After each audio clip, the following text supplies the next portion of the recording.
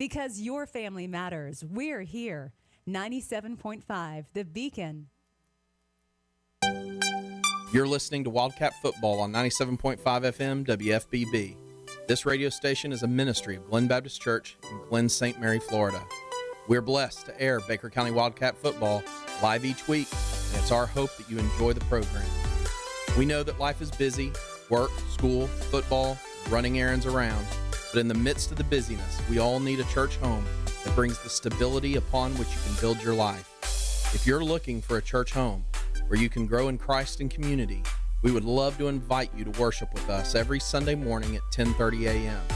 Check us out on our website at glenbaptist.org or on Facebook, where you can access church info and content and even watch worship services. At Glen, you get dynamic music, gospel-centered expository preaching, and a wonderful faith community. Come grow with us.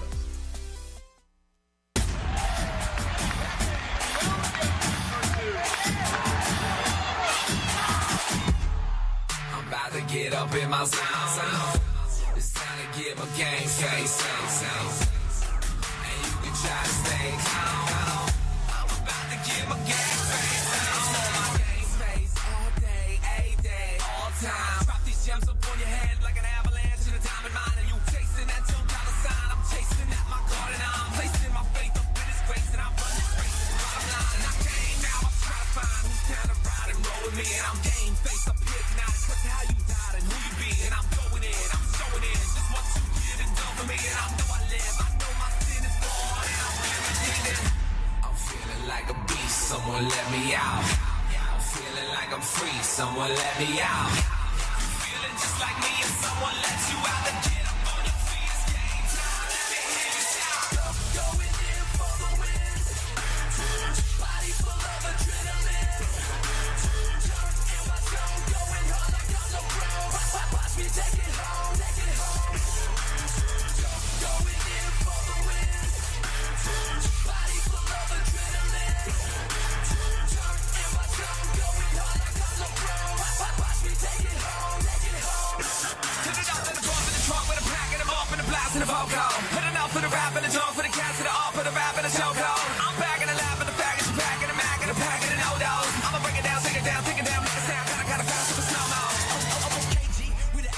That hard work, we see action. They trying to skip the label. Sit them boys in the C-section. We leave this, no leave race. And we got class, don't need credits. Train ourselves in godliness and it's obvious. The problem is that my click's strong and our wins long. Beast mode, don't switch off and our day start before it hits dawn. And we finishing when y'all getting up. I hate the pain when I wait to try. 5 a.m. I know it late, but I'ma buckle down. Suffer now, cause I'ma be the champ for my whole life. 4 kg against my team. Y'all boys won't float like Macy's. They parade on the money they making on. But that money won't save them. They think that my guys won't break them. Take them down, you don't really wanna wake us. Haters come, you don't really wanna play us. You boys better step up, Shannon Tatum, they know. Going in for the win. Body full of adrenaline. In my zone, going hard like I'm no pro. Watch me take it home, take it home. Going in for the win. Body full of adrenaline. In my zone, going hard like I'm no pro. Watch me take it home, take it home. I'm feeling like a beast, someone let me out. I'm feeling like I'm free, someone let me out.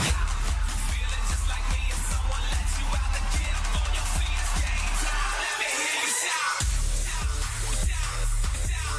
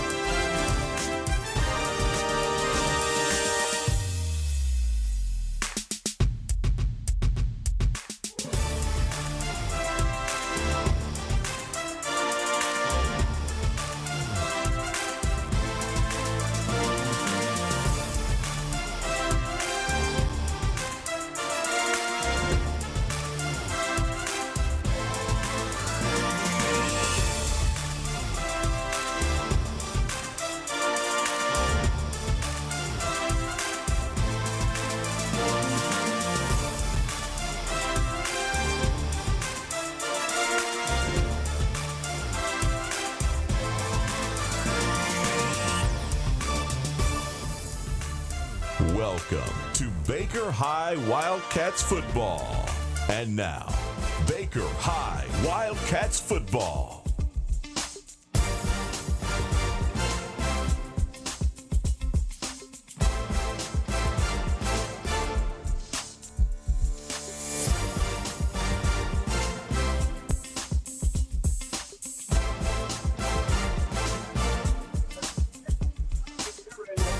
And good evening, everybody, and welcome to another edition of Baker County Wildcat Football, coming to you live from Memorial Stadium, downtown McClenny, Florida. I'm Mike Cruz, joined as always by Jackie Baker, and we're set to bring you all the action, 2021 Baker County Wildcat Football. And tonight we've got a district contest, the Wildcats playing at home against the Paxon Eagles. And the Wildcats have a chance tonight to get a district win early in the season. Wildcats come in tonight's game 2-1. Paxon on the other side comes into the game 1-2. So the Wildcats, a good opportunity tonight, Jackie, to go 1-0 in district play and get a leg up on the competition. Yeah, it should be a good one tonight for the Wildcats. To come into this game against a Paxon team that is not known for exceeding on the football field. So hopefully you come in and this is a game where you can work out some of the kinks. We did a good job against Ponte Vedra last week. The offense got really good at times, so hopefully tonight another game where they can start putting it together before you get into the meat of that schedule a little bit, have everything running seamlessly going into Mandarin High School game. Yeah, that's right. The thing is, whether it's Paxon or whether it's Ed White or another district opponent, they got to come out, put your best foot forward, try to get a leg up here. Wildcats, the goals are in front of you, Jackie. You got a chance to go 3-1 on the home field tonight and a chance to be 1-0 within the district. So the district's shaping up to be a competitive district. We've got some teams in there that we'll talk about later on during the night tonight that may give some teams some trouble this year. So something for us to watch throughout the year. But a chance for the Wildcats nonetheless here tonight, and even better, Jackie, in front of a home crowd. Yeah, it's always a pleasure to be back here at Memorial Stadium. Just real quick while they're doing the captains there, and I know you normally call the captains out, but you'll see number 18 out there, Trey Duggar, a guy been in this program a long time, and we want to send our condolences to his family. The passing of his mother this week. So our thoughts and prayers are out to Trey Duggar, and glad to see him out here and with his brothers tonight on this Friday night. Absolutely, and he's among two Wildcat captains that get sent out here before the game. Number 18, Trey Duggar, as you mentioned, and number 72, William Self. And the Wildcats have won the toss and have elected to take the football first, Jackie. So the Wildcats will get the ball first tonight and try to open up the scoring early against these Paxon Eagles here at home. So, Jackie, we'll come back and talk about tonight's game and a lot more in just a moment. We're going to break here for the national anthem, take about a 3-minute timeout. But when we come back, we'll give you everything you need to know for the kickoff and get you set for more Wildcat football right here on WFBB. Have you ever thought about cleaning out your garage or wonder what you need to do with all those aluminum cans or scrap metal you've got laying around in the backyard? Well, look no further. You just need to load it up and head to American Recycling. Tim Hughes owns and operates American Recycling on Woodlawn Road in McClenny, Florida. They're open Monday through Friday, 9 a.m. to 5 p.m., and on the second and fourth Saturdays of every month from 9 a.m. to noon. Stop by and see Tim and maybe even cash in on that stuff you've got laying around. Tim and American Recycling say, go Wildcat. Baker County Farm Bureau wants to wish the Baker County Wildcats much success this football season. Baker County Farm Bureau, specializing in auto insurance, homeowners insurance, along with life insurance.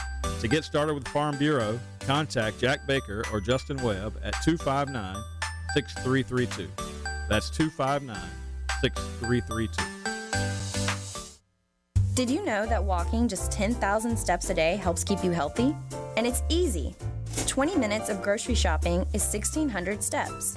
Daily housework is 270. Taking a half-hour walk during lunch, around 4,000 steps. You can see how this adds up. 10,000 steps will find you a healthy weight and even reduce your risk of heart disease, diabetes, and stroke. Feeling healthier starts with the first step. A message from the Florida Department of Health. Hi, this is Larry Birkins of Birkins Chevrolet in McClenny. It is truly an honor to help make these Wildcat radio broadcasts possible. Birkins Chevrolet with sales and service 6 days a week. Cars, trucks, SUVs, certified used cars. We help customers establish or reestablish credit. Thank you, Wildcat fans. From Larry Birkins at Birkins Chevrolet, US 90 in the heart of McClenny. Online at BirkinsChevy.com. You're listening to Wildcat Football on 97.5 FM WFBB. This radio station is a ministry of Glen Baptist Church in Glen St. Mary, Florida. We're blessed to air Baker County Wildcat Football live each week, and it's our hope that you enjoy the program. We know that life is busy, work, school, football, running errands around, but in the midst of the busyness, we all need a church home that brings the stability upon which you can build your life. If you're looking for a church home where you can grow in Christ and community, we would love to invite you to worship with us every Sunday morning at 10:30 a.m. Check us out on our website at glenbaptist.org or on Facebook, where you can access church info and content and even watch worship services. At Glen, you get dynamic music, gospel-centered expository preaching, and a wonderful faith community. Come grow with us.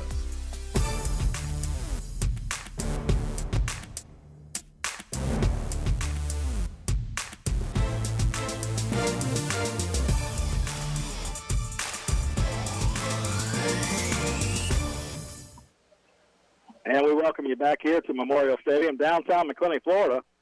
Started tonight's district matchup between the hometown Baker County Wildcats and the visiting team from Paxon, the Paxon Eagles, coming out here to Baker County to face the Wildcats tonight. We've got a district contest, Jackie, and it makes it even more important as these teams now have both played 3 games into the season. The Wildcats, as I mentioned, 2-1 on the season. The only loss for the Wildcats came in week 2 against Vieira here at home, the 7A school that traveled up to play the Wildcats, and back and forth ball game. And then Paxon, of course, a couple of losses on their schedule. They've lost to Inglewood and Hilliard, but they did get a win against Wolfson in week 2. So Paxon has seen the opportunity to win this year, Jackie. Now, I know you mentioned, that this might be one of the football-wise weaker teams in the district, but certainly not SAT-wise. No. Listen, you don't want to get in a dang chess match with them, I can assure you. If we end up in a chess match in this game, I love Coach Mays to death, but I'm afraid they may have a hand up on us here. Yeah, I don't want to get into that discussion with Paxon. But on the football field tonight, the Wildcats should be in good shape. The Wildcats have played great defense this year, Jackie. One of the keys that we've talked about all year long is just maintaining the intensity that they play with on the defensive side of the football. And the offense, continuing to come around. I know one of the things Coach Mays has emphasized is taking advantage of the opportunities we get. And we haven't done a great job of that throughout the year. We've had a couple of games where the score could have been a lot different than what it was. All 3 games really for that matter, But the 2 wins for sure, chances for us to probably score in the 40s in both of those games. And in both of those games, we scored 28 and 27 respectively. So that's something the coaching staff wants to work on, the opportunities. Hopefully we can get that done tonight against Paxon. And there's new uniforms, too. So we got the all-black unis here tonight. The debut of the black uniforms, which for a long time we thought were cursed. Yes, it's been a while. I remember, I believe, back in 1989 when the Wildcats won the district championship that year, we broke out some black jerseys, Jackie, but that had the old red and gold trim, so it wasn't the same uniform coloration that you see today. But like you said, the Wildcats dressed in all black, the black pants, the black jerseys trimmed in white numerals with the black helmets. Paxon in the blue, navy blue pants with the white jerseys trimmed in blue numerals and the gold helmets. Paxon hasn't teed up at the 40. I mentioned the Wildcats won the toss, elected to receive J-Mod Lewis and Cam Smith, 2 speedsters, back to return the kick from Paxon. And we're just about set to get underway on this very muggy and warm afternoon here from Memorial Stadium. Kick is going to be an onside type kick, and it's going to come down here to the Wildcats McCoy Mosley right at midfield, and he covers it up. And I'm not sure what Paxon was thinking there, but they almost an onside kick here to start the game. Yeah, onside kick there. Mosley did a good job going and getting that ball and getting on top of it. I can tell you what they said. We've watched film a little bit, and the 50 is actually a really good field position. If we can get the arms of J. Monroe or Cam Smith, it may be a house job. Wildcats will open it up with 2 receivers to the right and 2 to the left. Jamarian Baker in the backfield with Noah Ray. First play of tonight's ball game comes right in front of us at midfield here at Memorial Stadium as the crowd continues to file in here on a Friday night. Friday night lights, nothing better. Here we go. Ray takes the snap, going to fire one right side. Cam Smith's going to catch it at the 45 to the 40. Still breaking tackles down inside the 37-yard line to the 36, and a 14-yard gain on first down. And just what this offense wants to do, just a quick pass, quick hitter out there to Cam Smith, and just put it in the arms of your playmakers. Cam Smith, J. Monroe, two of the fastest guys in high school football in the state of Florida, and Cam shows his speed there. First and 10 from the 36 of Paxon. Just underway from Memorial Stadium. Jamarian Baker's got a hole. He's at the 25 to 20, and Jamarian Baker's still on his feet, straight up the middle carry, and he's inside the 10 and down inside the 5, and Jamarian Baker is going to take it all the way for a 36-yard Wildcat touchdown on the second offensive play of the game. Good time. That time the offensive line did a good job of opening a hole there. Jamarian Baker, just a very patient runner, picked his way through, picked up a couple big blocks down the field from some of those guys we talked about earlier, and able to find the end zone. And it started up front. Jackie had a huge hole to run through in the middle of the line, and then once he got into the secondary, able to break a couple of tackles and run away from the Paxon defense. And Blake Mays is going to add the extra point, and that makes it a 7-0 ball game with less than 30 seconds gone on the play clock. So, Jackie, what would Larry Birkin say about that touchdown? He would say, just come on, Jamarian Baker. You look like a 2,500 son running down there. Finding his way to the end zone from 35 yards out. Drive number 1, 2 plays, goes 50 yards. Wildcats complete one pass to Cam Smith for 14 yards, and then Jamarian Baker turns a 36-yard carry into a touchdown. Blake Mays has the extra point, and it's 7-0. Before you know it, here, 11:36 to go in the first quarter.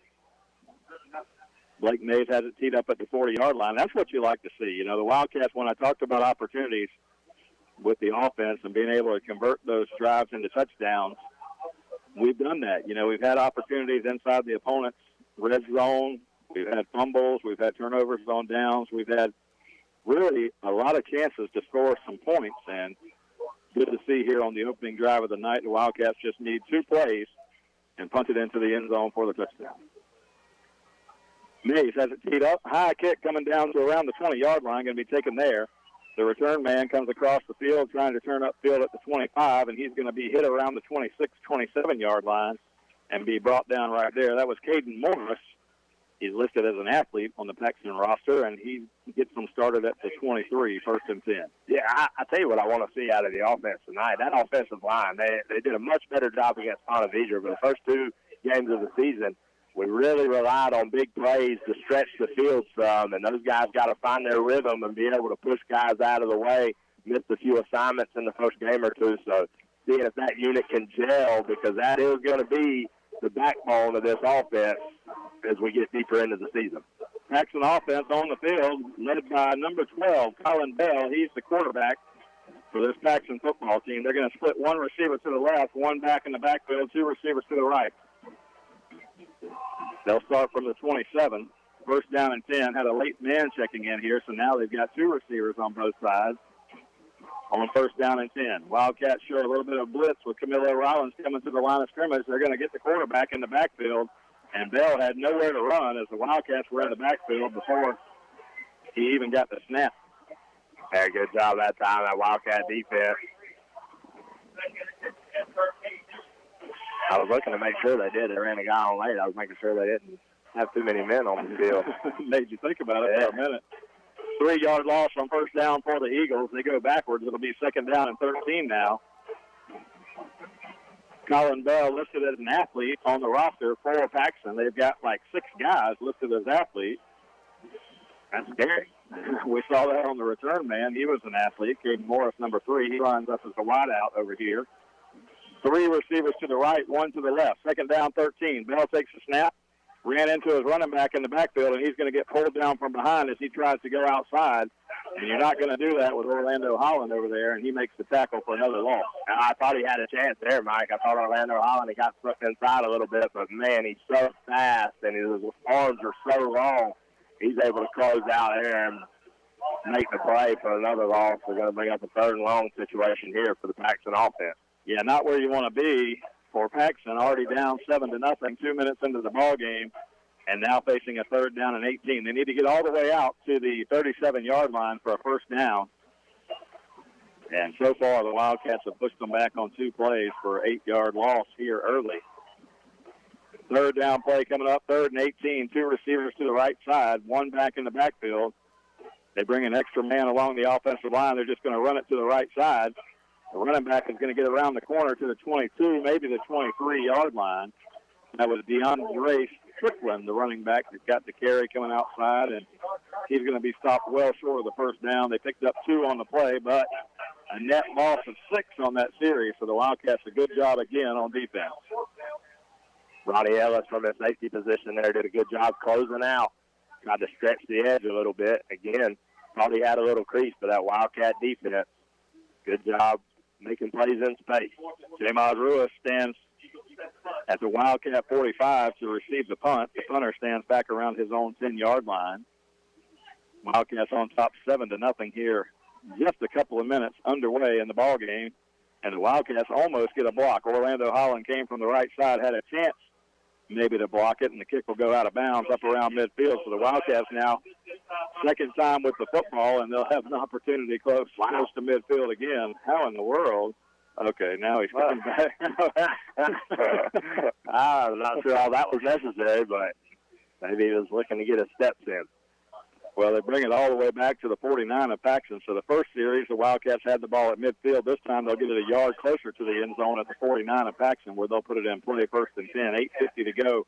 First quarter, a 7-0 ball game. All the Wildcat fans listening in out there along the way, stay tuned to us here tonight as we bring you all this Wildcat football action. And thank some of our sponsors along the way. And, Jackie, I'm not sure what's in that bag in front of you, but I'll let you talk about that in just a minute. 1st down and 10. From the 49, Wildcats going to run a little option play to Jamod Ruiz to the right side. He's at the 45 to 40. Jamod Ruiz is free to the 20, to the 15, the 10, the 5. And a Jamod Ruiz touchdown on the first play of the second possession here for the Wildcats on a little toss option play to the right side. And Ruiz, I don't know if he got touched. Nah, he's not going to listen. And that's not a Paxton defense thing. There's not too many teams in North Florida that are going to touch Jamod Ruiz. We saw that same play against Bradford County, and he pulled away against those guys as well. Jamod Ruiz is not just fast, Mike. He is fast. Very reminiscent of that Bradford game, Jackie, where once he got past that first level, there was nobody close. And Jamod takes it all the way for a 49-yard touchdown run. You got Jamarian Baker on that first. That is like a 2500 diesel fighting his way through there. Well, that was just a Corvette right there, son. My goodness. That was. And the Wildcats score again, and what would Larry Birkin say about that one? Just come on. Come on down to Birkin Chevrolet, J-Mod. You could probably get there from here in about 30 seconds the way you run, son. Wildcats score. We'll take a 30-second timeout here. We're ahead 14-0 with 8:36 to go in the first quarter. Wildcats leading. We'll be back with more Wildcat football on WFBB. For over 50 years, Dependable Heating and Air Conditioning has been serving the community of McClenny. They provide quality air conditioning, HVAC, and electrical work to the residents of McClenny and the surrounding areas. The phone number for Dependable Heating and Air Conditioning is 259-6546. Oscar and Susie Gray would like to say, go Wildcats. Again, that's Dependable Heating and Air Conditioning, 259-6546.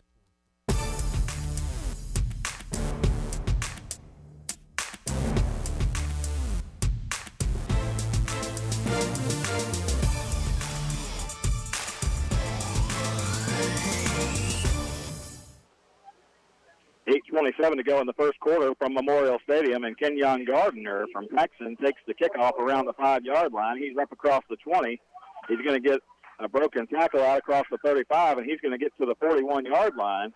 So Paxon a good return. Down 14-0 to the Wildcats here with 8:27 to go in the first quarter. Paxon now with decent starting field position at the 41-yard line. That's not it. He was able to get outside. Listen, I don't care who you play, and I don't care what the score is. You still got to play football, you know. It's preach to you practice how you play. Well, you play how you play, too. So go down there and stay in your lanes, man.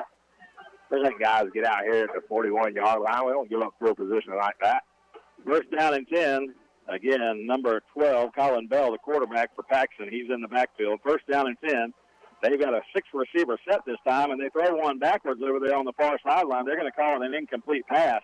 Looked like they had a little trickeration set up, trying to set up some type of lateral pass downfield, but the officials wouldn't have let it go because they called that one incomplete. They're just trying to do something. I think they realize early on here they're not going to be able to outrun this Wildcat defense, so you're going to have to get some misdirection plays in there, little trickery.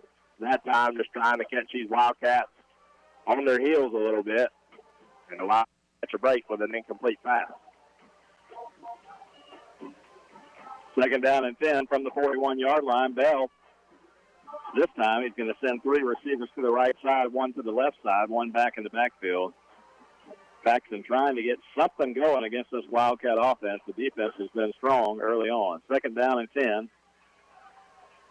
Bell now sends the running back to the other side. Wildcats 4-man front on the defensive line. Now 1 man comes up. That looks like Cass coming up to show blitz. Bell's going to keep it, and he's going to go around the left side, and he's going to be met over there by Camilo Rollins after a gain of maybe 1 yard. He ran a little option play to the left side. They actually give him 3 yards out to the 44-yard line. Oh, wow. A favorable spot there, but Camilo Rollins doing what he does and punishing opposing quarterbacks if they elect to keep the ball and run up the middle. Forward progress, Jackie. Sure. You say forward progress instead of 4-yard progress? Because, my goodness. I mean, Camilo Rollins hit him about the 42, but somehow they said he got to the 44. Either way, it's third down and 7. Paxon from the 44-yard line. 7:37 to go in the first quarter. Third down play upcoming for the Eagles. Now they're going to run a little trick formation again. 3 receivers to the left side, 3 to the right, only 3 down linemen. Bell fires one out there quickly. He's got a receiver catch made, but he's going to be tackled right away at the 45-yard line.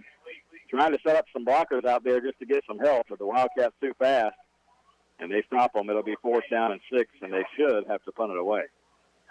But it doesn't look like it. No, they're going to go for it here, so the Paxon Eagles here are not scared of this Wildcat defense at all as they elect to go for it here on 4th. Pulling out all the stops early. 4th down and 6.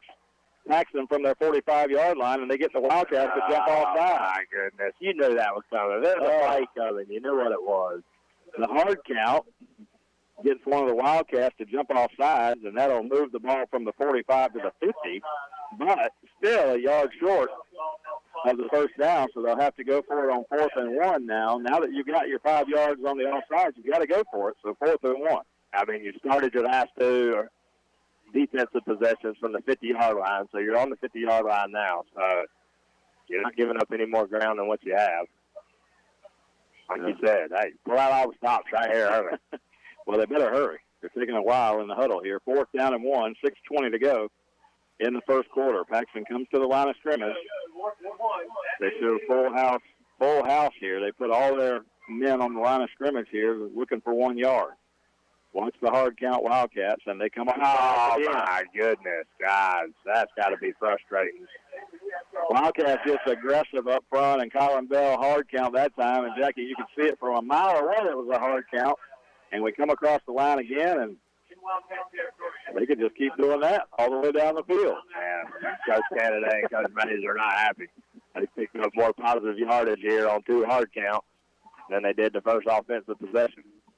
And two really good Wildcat defenders got fooled by the hard count on those back-to-back plays. So, you know, it's not like we had a rookie freshman out there. I mean, these are guys that have played and good football players that are getting pulled by that hard count. So we've seen it. We've had it happen against us. We've tried that hard count, and we've got some yardage out of it. Paxon's going to get a first down, and they're going to get inside Wildcat territory with 6:03 to go in the first quarter. Jackie, in that mid-quarter timeout, you got time to talk about what you got there. Where did this come from? Oh, man.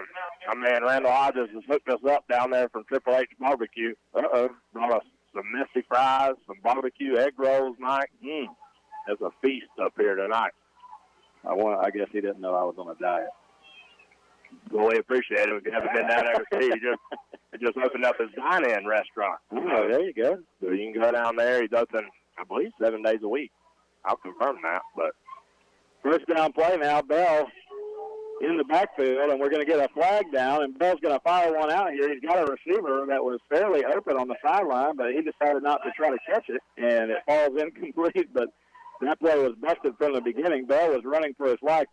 Jackie, they split out the three. They send a couple of offensive linemen to each side, so they've got three receivers on each side, but two of them are offensive linemen. So they leave just three down linemen up there. They send the quarterback back to pass, so the Wildcats just had a jailbreak. So Bell was running for his life. We're going to get a holding call, and that'll back him up 10 yards. I will say, though, I think one of the linemen is listed as an athlete on the roster, so you never know. The bad thing for Paxon about the holding call is that they mark it from the spot of the foul. And because Bell was running for his life, he was way back in the backfield. So this ball has been moved all the way back to the 35 of Paxon. So that was a 20-yard loss on the play with the penalty. So now it's 1st and 30. My goodness, 1st and 30. 5:51 to go, first quarter. Wildcats on top, 14-0. 2 quick touchdowns for the Wildcats. We've only run 3 offensive plays. Those 3 offensive plays have netted 2 touchdowns, 14-0 to score. First down play, Bell's going to throw one left side. Catch is made right at the line of scrimmage, and my goodness, Camilo Rollins puts a lick on the receiver. Oh, goodness gracious, Camilo. Take it easy. That made me hurt. Right at the line of scrimmage, so no gain on the play. 2nd down and 30 now. They just threw a little quick hitter to the receiver. He tried to cut up inside, and when he did, Camilo Rollins made him pay for that. 5:25 to go, first quarter, and Paxon. We mentioned the fact that Paxon, 1 and 2 on the season, they did get a win against Wolfson in week 2. But this Wildcat team so far, truly superior to this Paxon football team. 2nd down 30, 5:02 to go. First quarter, Cats on top 14-0. And now a flag down that comes from the back judge, and that's where it's typically delay a game. And was that a legal substitution? I think he meant delay a game. Got his infraction. Week 4, man, they got to get them right. Water break. All right, well, I thought we already had the water break, but now we're going to get it. 30-second timeout here. You're listening to Wildcat Football on WFBB. We'll be right back after this quick timeout. Dual State Real Estate is a proud supporter of Wildcat Football. We offer home and land sales as well as property management in Florida and Georgia. Come in for a free consultation, and we'll show you how to get up to 16% more for your property. Mention this ad, and we'll give you free buyer representation. Don't hesitate. Call Dual State, owned and operated by Sabrina Thrift. Call us today at 904-397-0263 or check us out at dualstaterealestate.com. We'll give you service you deserve from people you can trust. And at Dual State Real Estate, we are always Wildcat proud.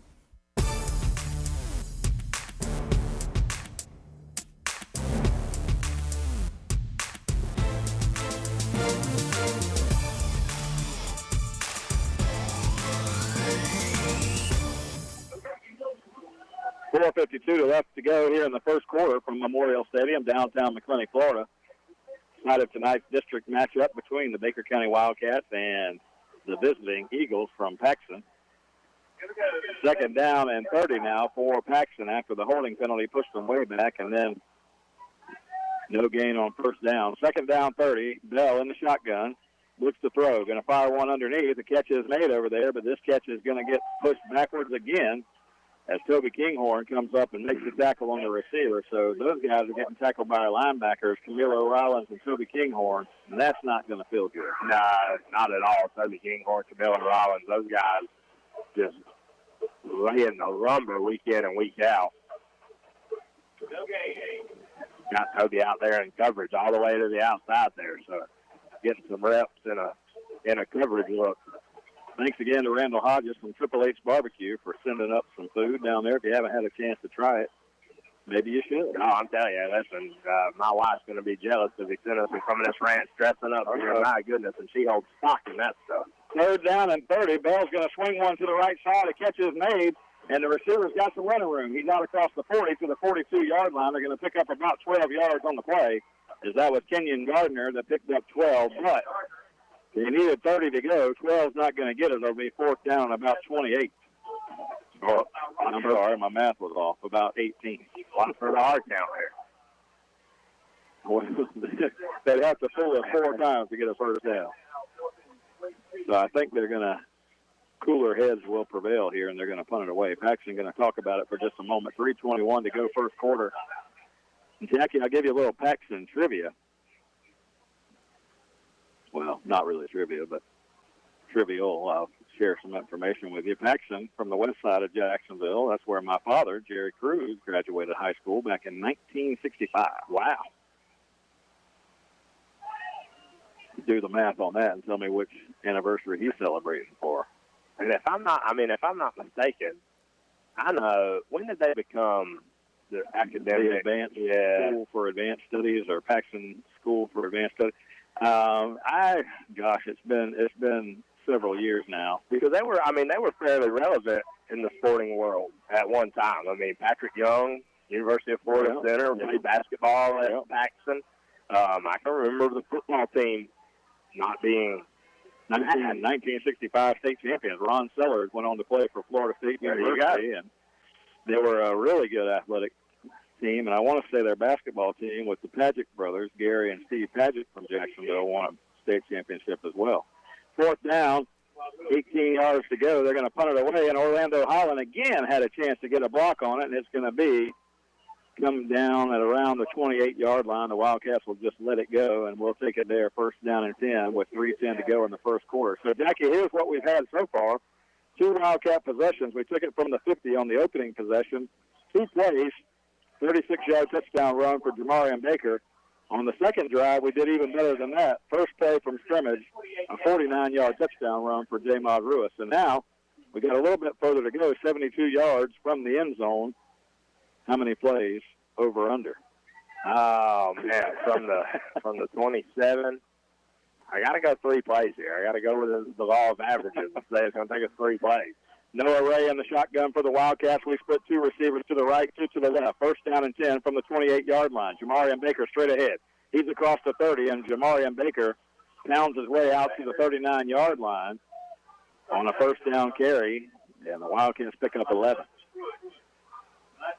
Again, good job by that offensive line. Great hole there for Jamarian Baker.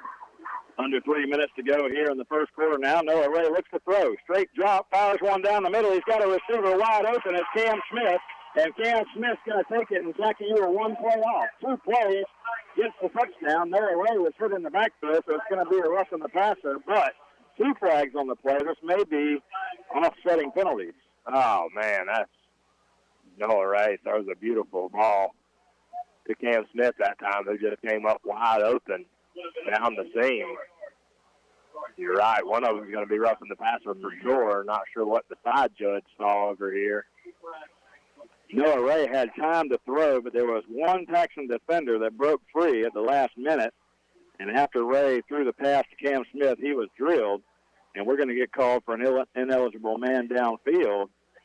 So that's going to go in combination with the roughing the passer against Paxson, and these penalties are going to offset. So take off the board a 61-yard touchdown pass. Ah, goodness, man, you got to be sick.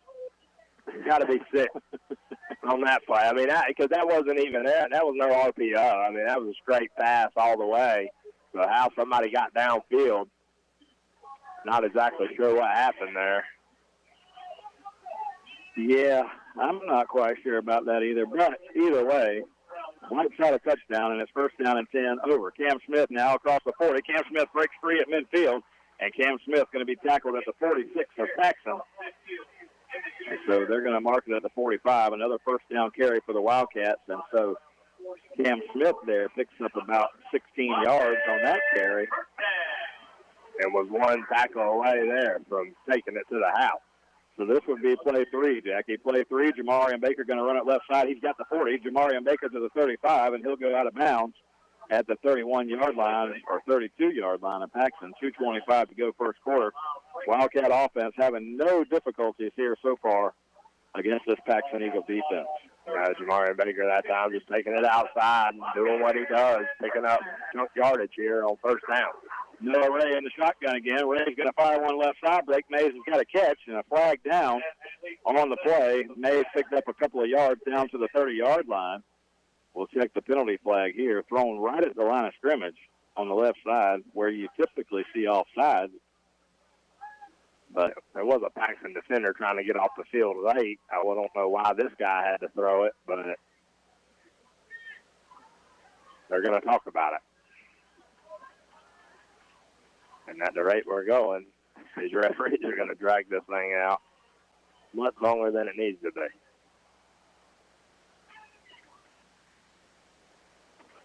Yeah, especially when it probably is a 5-yarder and the play was 2. Takes a long time here. Good crowd on hand for the Wildcats. This week is one of those weeks, Jackie, where a lot of things going on in the community. We've had the Baker County Fair in town this week. Baker County Fair, I think, started last Saturday or Friday. That's Friday, man. I tell you, I've been down there too, Mike. That was a good time. Have you been to the fair? I have been to the fair. I love the fair. The food. I go for the food, man. A lot of people go for the food. All right, so after the 5-yard penalty against Paxton, that moves it down to the 26-yard line. 2:16 to go first quarter. Cam Smith's going to carry it to the right side. Cam Smith at the 25, bounces it outside. Holding call is going to come down behind the play as one of the Wildcat receivers tried to make a room for Cam Smith out there, and this one's coming back. Yeah, Jackie, I was going to ask you if you've had a chance. My work called this week, and I had to go out of town, so I haven't had a chance to make it down to the Baker County Fair. But tell me, some good food out there? Oh, my goodness, man. Some great food down there. We walked around. We went on dollar night. My goodness, yeah, man. My Ace and Addison, they rode every ride imaginable down there. And there were a pile of people and all their friends and just a nice, joyous community time down there. It was only about 107 degrees. And that's about what it is here in the press box here tonight. Very muggy night for football on a Friday night from McClenny. But Wildcats back up 10 yards with the holding penalty. Now it's 1st and 13. Pass to the right side is going to be overthrown. Noah Ray under a little bit of pressure. He was looking for Cam Smith down the right sideline. It'll make it 2nd down. So this possession not quite as clean as the first two, Jackie, but Wildcats still an opportunity here. Yeah, and listen, this is what you want to do. You want to get in there and you want to work on the things that at some point in the season, that pass is going to matter. So look at it now and figure it out, what needs to happen there to complete that pass to Cam Smith. Wildcats, 2 receivers to the left. Jamarian Baker is going to get the carry straight ahead, and the defense keys on Baker, but he carries a few of them with him down to the 31-yard line. And Jamarian Baker is going to set up a 3rd down and 10 for the Wildcat offense. The Wildcats would seemingly be in 4-down territory here at the 31-yard line, but we'll see. The Wildcats split out 3 receivers to the left side. You got Mays over here along with Ruiz and Cam Smith, Jamarian Baker in the backfield. 1 receiver to the top of the field. 3rd down and 10. Ray hands off to Jamarian Baker, and Jamarian Baker carries a tackler down to the 21-yard line, going to be very close to the 1st down. Yeah, that time that was all Jamarian Baker there. Saw a little crease, and you called it, was able to carry a Paxton defender for the 3 yards at the end there that he needed to pick up the 1st down. So good job that time by Jamarian Baker. Under a minute to go now in the first quarter. The Wildcats will set up first down and 10 from the 20-yard line of Paxon. Man in motion is Cam Smith. He gets the carry on the little jet sweep, and Paxon smelled that one. And Smith is tackled at the line of scrimmage, maybe a gain of 1.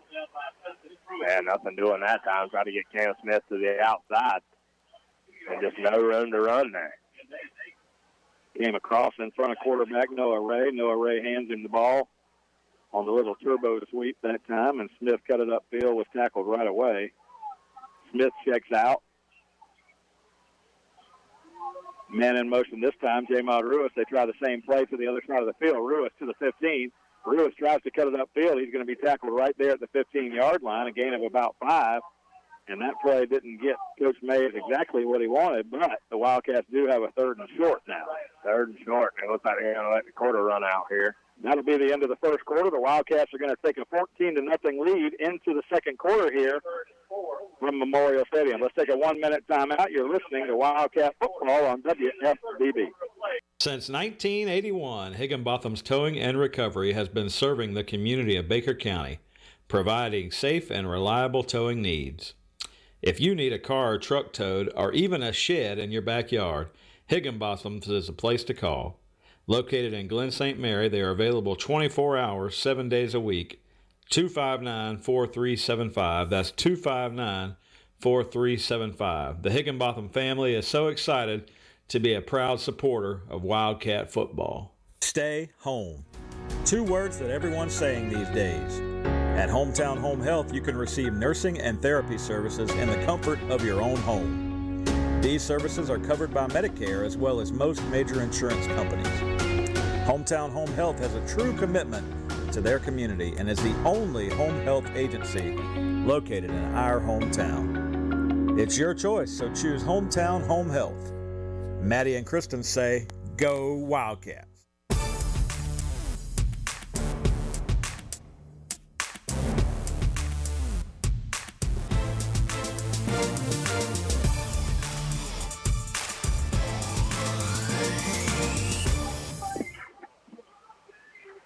Friday Night Lights here from Memorial Stadium, downtown McClenny, Florida. The Wildcats hosting the Paxon Eagles here. After 1 quarter of play, the Wildcats on top 14-0 and threatening here on 3rd down and 4 upcoming from the 15-yard line of the Eagles. Jackie, I hope you tipped Randall Hodges when he came up here because I just stuck the fork in these messy fries over here, and they're fantastic. Oh, my goodness. I'm telling you, one of my favorite meals. Yeah, no doubt about it. Plenty of pork and cheese and French fries here. And they do a good job, man. You want some good hometown barbecue, pop on in down there to Triple H, right off of Louder Street. Well, if anybody's listening to us tonight, they're probably thinking, we might need to try that. So, Jackie, when you went on Dollar Night to the Baker County Fair, how many dollars did you spend? Well, listen, so normally, you know, you've been to the fair, you got kids. I mean, you can rack up a good bill there at the fair. I mean, before you know it, $100 bill's going by the wayside. On Dollar Night, they were able to ride so many rides that kept them occupied, kept them away from the sucker game.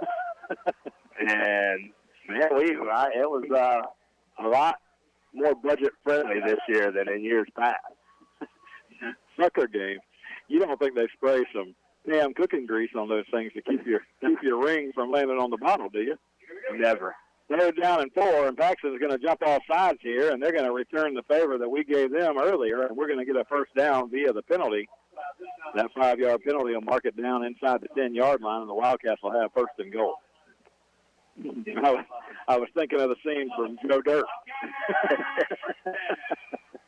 First down and goal from the 10-yard line. The Wildcats send the man in motion. He's going to get the ball on the jet sweep from the 10, and down inside the 5-yard line goes Derek Hall Major on the carry, and Major almost turned that into a Wildcat touchdown, picks up about 7 yards. Good run that time by Major. Good blocking out there by J-Mod Ruiz and Makai Mosley. Wildcats go fast here. 2nd and goal, run it straight ahead with Jamarian Baker, and Jamarian's going to be stopped just short of the goal line, right about the half-yard line. But just as I say that, the side judge comes in and says touchdown. So 3-yard touchdown plunge from Jamarian Baker. And that drive was several more plays, 9 plays in this drive altogether, but the Wildcats do punch it in, and we make it a 20-0 game here with 11.5 to go in the first half. Man, that 3-play over-under, that was the sucker bet. Got me hook, line, and sinker, too. Hook, line, and sinker. And the Paxon Eagles offsides on the kick here, but Blake Mays says don't worry about that and drills it right through there. 21-0 the score. Wildcats. Blake Mays 3 for 3 on extra point attempts here early on, and now the official's going to talk about it. I think they missed the offsides altogether, but the defensive end was definitely well upfield, and they're just waving the flag off, and that's we're okay with it. Well, just stop meeting about it. I don't care if you wave the ball off. There's no reason to meet. Don't talk about it. Jackie, we had an exciting Farm Bureau halftime report last week. We gave away a couple of tickets to the Jaguar game this coming weekend. We've got the Broncos coming to town, and Trevor Nelson's going to get to go to that game, courtesy of my friend Tim Hughes out there at American Recycling. And that was fun. And I want folks to stay tuned to this week's Baker County Farm Bureau halftime report. I don't have anything to give away necessarily, but we've got a lot to talk about. I got some stuff to give away, and some inmates may not like it. Big weekend coming up in college football. Of course, we'll break down this first half of the Wildcats game against the Paxon Eagles, our first district contest of the year, but a lot to talk about. Last week was the first week of the NFL. We'll talk about some of those games. We'll talk about some of the games coming up in the college football world tomorrow. And we'll break down what the Wildcats have looking forward to them in the schedule. Jackie, we talk about this year in and year out. Here we sit, week 4 of the season, and before you know it, this season's going to be halfway over. That'll be next week. So we'll talk about what's upcoming for this Wildcat schedule and what the Wildcats need to do to make the playoffs here in Class 5A this year. They're off to a good start in district play. Still a lot of football left, Mike. I mean, this game, we kind of knew up front was the way it should be and the way it should go. And it's going as anticipated, but this is just a stepping stone. There's a lot of big games left, a lot of football left, and I'm still not convinced we're firing on all cylinders. No, and I would agree with that 100%. There's things to work on. Tonight's one of those great opportunities the Wildcats have to work on some of those things. So we'll talk about that and where the Wildcats go from here. But, yeah, a lot of football will be played, but, Jackie, next week we'll be halfway done. First down and 10 from the 31-yard line. Bell in the shotgun, going to give it off to the running back Gardner, and Gardner is blasted by Camilo Rollins at the line of scrimmage. And Camilo Rollins is not taking the night off, let me tell you that. No, not at all. Number 40. Oh, man. That's the thing nightmares are made of right there. Get hit by him all night long. Second down and 10 coming up for Paxon. They haven't been able to do much offensively. They did get a first down earlier via the penalty when Wildcats jumped off sides a couple of times, but not a whole lot doing here for the Paxon offense. Second down and 10, 10:50 to go in the first half. They'll split out 2 receivers to the right, 1 back in the backfield. That's Gardner with the quarterback Bell. Second down play, second down and 10. Paxon still confused a little bit, calling out some signals. They split the running back to the other side now, and they have to hurry. They're about to get a delay of game. Second down and 10. Bell calls for the snap. They get it off just in time. They hand it off to Gardner, and again, Camilo Rollins comes in there. And Camilo Rollins, after maybe a half-yard gain, Gardner got upfield, and then he was driven back. Gardner may want to think about taking the delay game next time instead of running up the middle for Camilo Rollins. And I just noticed that may be half the problem right there. There's some confusion on this Paxton side, and it may be because the coach has got one of the brightest orange shirts I've ever seen. I can't tell if he come out of Camp Branch hunting club straight to the football field or he's ready to go in the morning. Probably the latter. Third down and 10. Paxton has not picked up a yard on this possession. Wildcats have about 8 guys along the defensive front here. Now the linebackers back out. Third down. Bell calls for the snap. Going to look to throw. Now he's got to run. He's going to scramble out of there, and he's going to be tackled up around the 35-yard line. He picks up about 4 yards but it's still going to make it a long fourth down and about 6, maybe 7 for the Eagles. So let's see if they go for this one, down 21-0. I would hope not. Well, they're keeping the offense on the field. Jack Bell out there. They did get the Wildcats with a couple of hard counts earlier, so the Wildcats have to prepare for that. Watch the ball. Don't jump off sides. Fourth down, Bell in the shotgun. The hard count, the Wildcats don't move. He actually tries the hard count 3 times this time and now looks to the sideline, and they're going to get a delay of game penalty this time for sure. 8:49 and counting here, and the back judge is counting down inside 5, 3, 2, 1, and now the flag's going to come out. That'll be a delay of game, and they'll back it up 5 yards and punt it away. That's right, call. Well, I don't know. I mean, does your offense really need to take the 5-yard penalty there? I mean, you need to have one of those ideas where if the defense doesn't jump, just send the quarterback back and let him punt one away. You know, I mean, you're already at the 33-yard line. You don't need to go back inside the 30. You know, you're already trailing 21-0. And I can assure you, you got to sweat it 2 times in a row. Maybe it'll work again in the 3rd or 4th quarter, but I'm so sure I'd come right back to it. Yeah, I agree. Punter in the game for Paxon. 8:35 to go in the first half. 21-0, the Wildcats lead. Let's see if we try to return a punt here. Snap back to the punter. Wildcats bring pressure again. This time Holland gets it. Holland gets the block punt. The Wildcats are going to try to pick it up, and it's inside the 5-yard line. Ronnie Ellis was the man back there to help Orlando Holland try to pick that one up, and it'll be 1st and goal for the Cats inside the 5 with a block punt. I know it was coming. I've been watching it all season, Mike. You and I have seen Orlando Holland come off that edge and just so quick. I mean, he's in a position where the punter's thinking there's no way he can get here. He's too wide. But my goodness, Orlando Holland was an athlete. And he's almost had a couple here tonight already, and that time he gets home, gets the block punt. The ball takes the Wildcat roll all the way back to the 4-yard line where it's 1st and goal. Noah Ray brings the team back on the field here, leading 21-0 already, and a chance here to go into the end zone. Ray hands the ball off, straight ahead give to Cam Smith, and Cam Smith takes it 4 yards for the Wildcat touchdown. Exactly how we drew it up.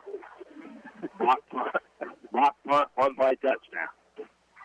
Well, Jackie, if you look at the 4 possessions that the Wildcats have had the football, they've scored touchdowns on each of those 4 possessions. The first possession, 2 plays. Second possession, 1 play. Third possession was 9 plays, but then the fourth possession, only 1 play. So if you add all that up, Jackie, the Wildcats have only run 13 offensive plays tonight. Pretty efficient. The snap back to Ray, he gets it down, and Blake May kicks the extra point right between the uprights, and that makes it a 28-0 ball game with 8:19 to go in the first half. Let's take a 1-minute timeout. You're listening to Wildcat Football here on WFBB. We all make choices about alcohol. Kids make choices whether to drink or not. Bye, Dad. Remember, I'm going to Alex's party tonight and sleeping over. Hey, remind me about that party again? And adults make choices whether to talk about it. That's true of parents and every other trusted adult in a kid's life. Kids want to know our expectations, and they want honest answers in everyday conversations. So talk with your kids and help lead them on a positive path, because when you talk, they hear you. Learn more at underagedrinking.samhsa.gov. Have you ever thought about cleaning out your garage or wonder what you need to do with all those aluminum cans or scrap metal you've got laying around in the backyard? Well, look no further. You just need to load it up and head to American Recycling. Tim Hughes owns and operates American Recycling on Woodlawn Road in McClenny, Florida. They're open Monday through Friday, 9 a.m. to 5 p.m., and on the 2nd and 4th Saturdays of every month from 9 a.m. to noon. Stop by and see Tim and maybe even cash in on that stuff you've got laying around. Tim and American Recycling say, go Wildcat.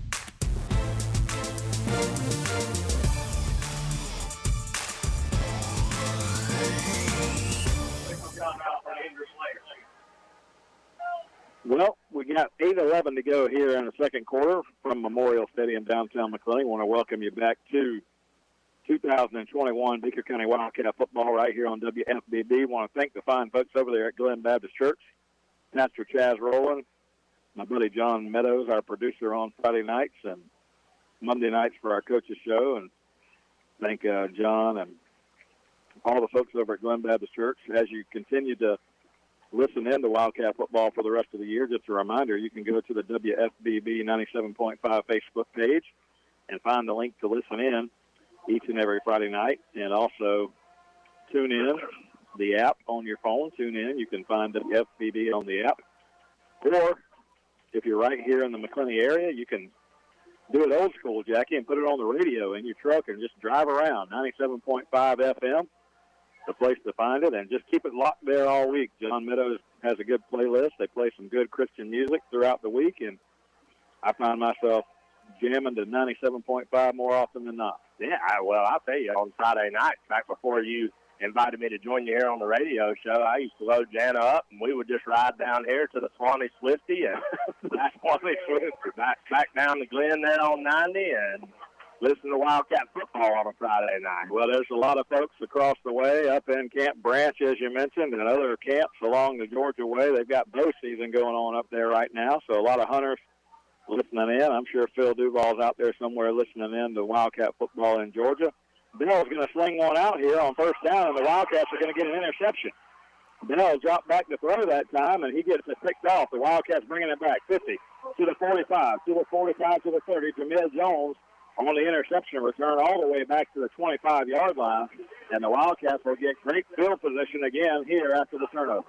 And I told Coach Mays before the game, Mike, you and I walked down there to the field, and I don't know if we mentioned it or not, but we are without Carlos Jefferson tonight, the other cornerback. And so Coach Mays mentioned that, and I said, we've really caught them up on the radio this year because Jamil Jones and Carlos Jefferson have done a wonderful job for this Wildcat defense. Well, Paxon tried to hit the home run that time as Colin Bell looked deep for his receiver, but he overthrew everybody except Jamil Jones, who brings it in, and a fine return back to the 25-yard line. Sets the Wildcats up 1st and 10 from there. Leading 28-0. Noah Ray on the field. Ray's going to fire one, and he's got a man. A catch made at the 10, and he's going to walk into the end zone. Jamon Lewis. I'm sorry, number 12, Makai Mosley on the catch. I thought it was Prue Lewis, but Makai Mosley comes across there and makes a fine catch. Noah Ray puts it right on the numbers, and it's a touchdown, 25 yards. Great throwing catch that time. Noah Ray did exactly what he needed to do. Hit Mosley right in the seam on that slant pass. That's a good throw, good catch for another Wildcat touchdown. I was with you, though. I thought it was J. Mott. All I saw was the two flash at first, but Makai Mosley out there getting it done. Noah Ray gets the snap put down, and Blake Mays adds his 5th extra point of the night, and that's a key extra point as that gives the Wildcats a 35-0 lead here with 7:40 to go in the first half. Wildcats now in that position, Jackie, and we'll go ahead and let folks know that once you get into a mismatch situation in a high school football contest in the second half, more than likely once we're at 35 points here, more than likely you're going to have a second half running clock. And Jackie, I think we're even at that point now where the coaches don't even have to agree to it. It's automatic, right? I'm not sure. I was just talking to the clock official up here tonight with us, Mike, and he said he's never encountered 35 in the first half, so he was thinking it may be a second half rule, but I told him, if you'll recall, as painful as it is to remember, I believe we had the running clock in the state championship game in the first half. Well, it didn't take long. I remember that. But I tell you, every time I think about that, Jackie, I think about how unfortunate it was for that Wildcat football team, 2017 Wildcat football team, to do what they did.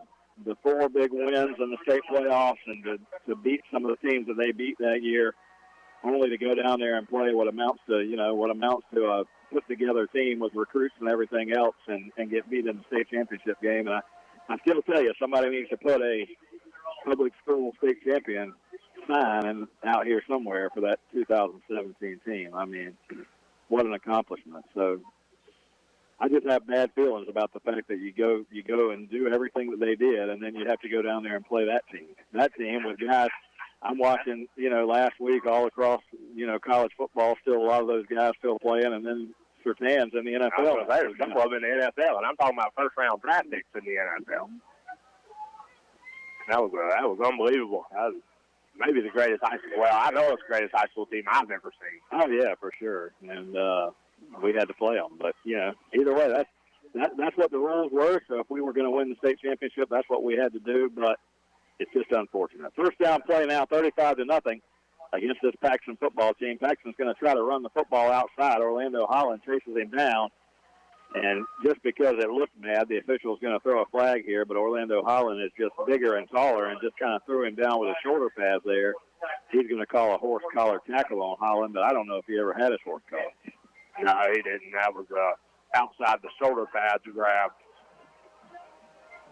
15 yards. Paxton will pick up on the personal foul penalty, so that's going to move them out to the 48-yard line.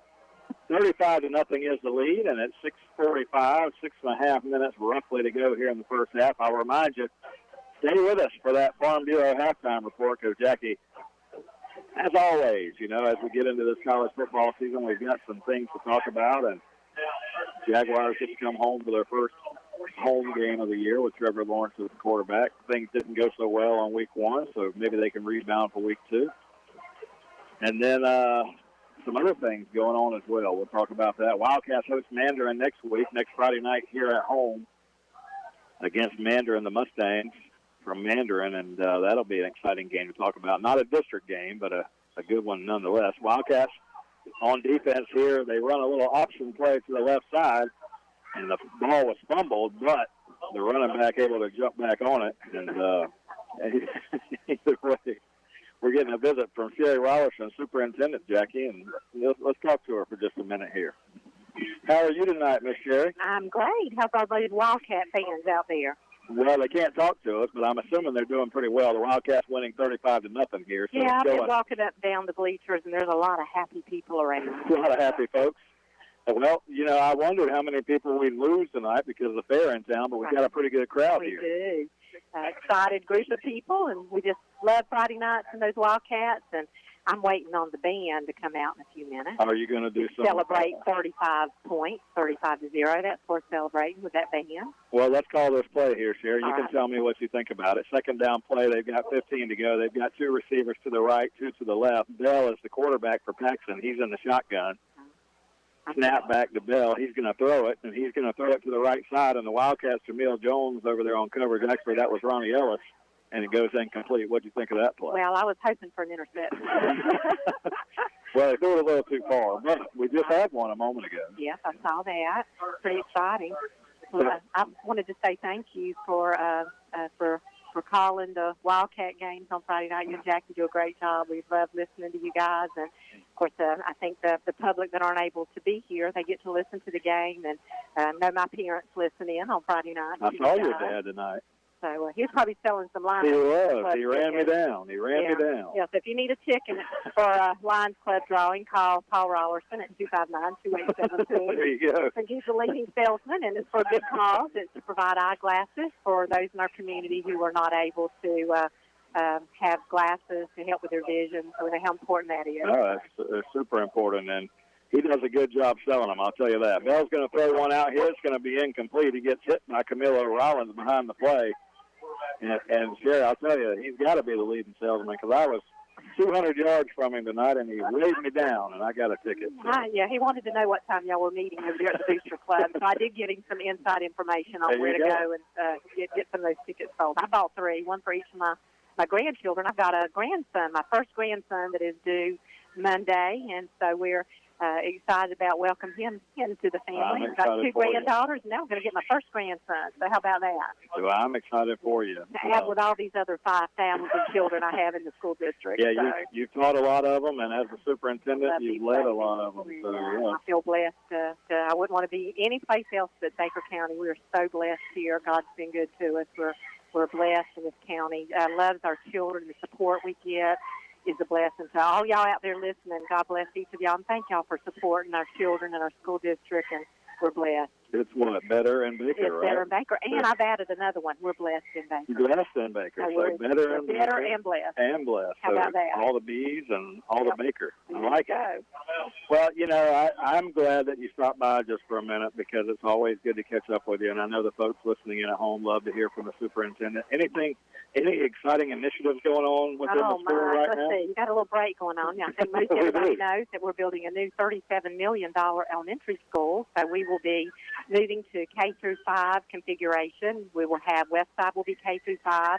McLean Elementary will be kindergarten through 5, and the new $37 million elementary school, and we have named it Legacy Elementary. Legacy Elementary. And we're going to be Legacy Lions to keep in the favor of the cat family. Yep. And the legacy is for all those people that came before us and those that will come after that will make a difference in the lives of children. And where will that school be located? It is on 121 past the state hospital. Out that way, a lot of growth out there. A lot of our county is growing, and we needed a new elementary school. So state of the art. It's just going to be such a beautiful facility for our children, and I think a lot of parents are excited that K through 5. They don't have to drop a kindergartner off, a second grader off, a fourth grader off. We'll be at one school, so it's exciting. Yeah, you tell me the county's growing. I mean, you can't drive from Glenn to McClenny on some days without it taking you 30 minutes. Because they know it's better and blessed and Baker. And I agree. I've lived here all my life. And you mentioned the radio. 25 years I've been up here doing Wildcat football. Started with Bobby Hart, and then it's transitioned, you know. Hey, Bobby Hart, if you're not listening. Bobby's probably listening somewhere. So we're going to get a lot of fun. And, Sherry, I called it. I saw it. Things are going our way tonight, right? Saw it. Look at that. Yep, Bobby Hart, a long time ago, then Tim Wilder, David Crummy, and now me and Jackie. Tim's sitting over here next to us. He's right there. Yeah, so Tim's pretty good. Y'all done a great job over the years. So congratulations on 25 years. How long, Jackie? He's been up here with me for the last 3 to 4 years. You're training him well. David was here for many years. I want to say probably 10 years with David, or maybe even more. So yeah, he's a long time. So y'all do a great job. Thank you, Miss Sherry. I'm glad you stopped by the booth, and keep everything better in Baker. And it's good, exciting to hear about the new elementary. I love the name, Legacy Elementary. It's exciting. Well, good night to all you Wildcat fans. 35-0. Halftime in 2 minutes. So I'm going to go watch the fabulous band. Well, I'm going to watch them too. So and the dancers. Yep. Thanks for joining us. That's your superintendent, Sherry Rollerson, joining us up here in the booth. She stops by at least one time every year and gives us kind of a rundown on things going on. And I forgot to ask her, Jackie. I wonder if she had a chance to go to the fair this week. She did last night.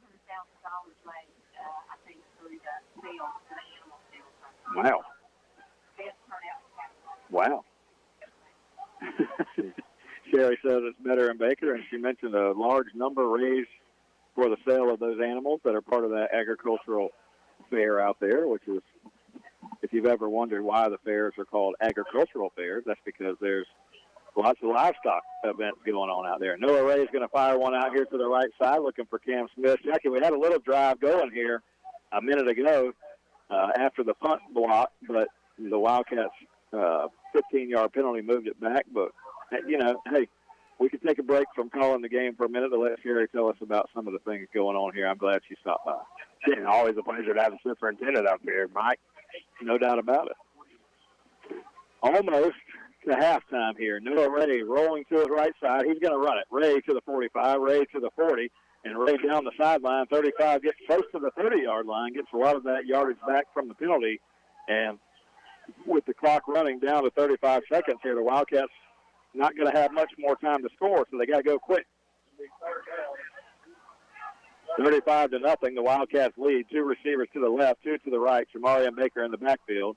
Noah Ray drops straight back to throw, looking to the end zone. He's looking for Blake Mays, and just a little bit underthrown that time as Blake Mays trying to get away from the defender down there, and that's going to be the last play of the first half, Jack.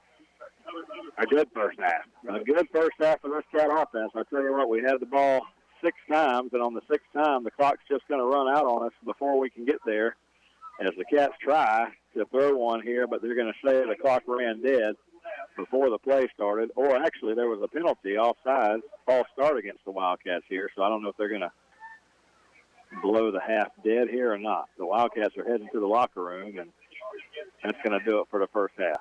Wildcats 35, and Paxon nothing as the clock runs out on the first half here, and the Wildcats only stopped by the clock. They've had the ball 5 times, and on the 6th time the clock runs out here at the end of the half. The Wildcats trying to go make it 42-0, but ran out of time. So, Jackie, we're going to take a quick break here on WFBB, and when we come back, we'll have our Baker County Farm Bureau halftime report right here from the press box in Memorial Stadium. I want to thank all Wildcat fans for listening in, and thanks Sherry Rollerson for stopping by here, Superintendent of Baker County Schools. So we'll take a 5-minute timeout. You're listening to Wildcat Football on WFBB. You're listening to Wildcat Football on 97.5 FM WFBB. This radio station is a ministry of Glen Baptist Church in Glen St. Mary, Florida. We're blessed to air Baker County Wildcat Football live each week, and it's our hope that you enjoy the program. We know that life is busy, work, school, football, running errands around, but in the midst of the busyness, we all need a church home that brings the stability upon which you can build your life. If you're looking for a church home where you can grow in Christ and community, we would love to invite you to worship with us every Sunday morning at 10:30 a.m. Check us out on our website at glenbaptist.org or on Facebook, where you can access church info and content and even watch worship services. At Glen, you get dynamic music, gospel-centered expository preaching, and a wonderful faith community. Come grow with us. Baker County Farm Bureau wants to wish the Baker County Wildcats much success this football season. Baker County Farm Bureau, specializing in auto insurance, homeowners insurance, along with life insurance. To get started with Farm Bureau, contact Jack Baker or Justin Webb at 259-6332. That's 259-6332. Hi, this is Larry Berkins of Berkins Chevrolet in McClenny. It is truly an honor to help make these Wildcat radio broadcasts possible. Berkins Chevrolet with sales and service 6 days a week. Cars, trucks, SUVs, certified used cars. We help customers establish or reestablish credit. Thank you, Wildcat fans. From Larry Berkins at Berkins Chevrolet, US 90 in the heart of McClenny. Online at BerkinsChevy.com. For over 50 years, dependable heating and air conditioning has been serving the community of McClenny. They provide quality air conditioning, HVAC, and electrical work to the residents of McClenny and the surrounding areas. The phone number for dependable heating and air conditioning is 259-6546. Oscar and Susie Gray would like to say, go Wildcats. Again, that's dependable heating and air conditioning, 259-6546. Most of us like to be out in the sun. That's why sunscreen and other safety measures are key to protecting your skin from aging and cancer. The FDA recommends using a sunscreen with an SPF of 15 or higher. Also, look for broad spectrum on the label. That means both harmful ultraviolet A and B rays are blocked. Remember, SPF plus broad spectrum equal healthy fun in the sun. Visit www.fda.gov/sunscreen for more information. A message from the U.S. Food and Drug Administration. Dual State Real Estate is a proud supporter of Wildcat football. We offer home and land sales as well as property management in Florida and Georgia. Come in for a free consultation and we'll show you how to get up to 16% more for your property. Mention this ad and we'll give you free buyer representation. Don't hesitate. Call Dual State, owned and operated by Sabrina Thrift. Call us today at 904-397-0263 or check us out at dualstaterealestate.com. We'll give you service you deserve from people you can trust. And at Dual State Real Estate, we are always Wildcat proud. Since 1981, Higginbotham's Towing and Recovery has been serving the community of Baker County, providing safe and reliable towing needs. If you need a car or truck towed or even a shed in your backyard, Higginbotham's is a place to call. Located in Glen St. Mary, they are available 24 hours, 7 days a week. 259-4375. That's 259-4375. The Higginbotham family is so excited to be a proud supporter of Wildcat football.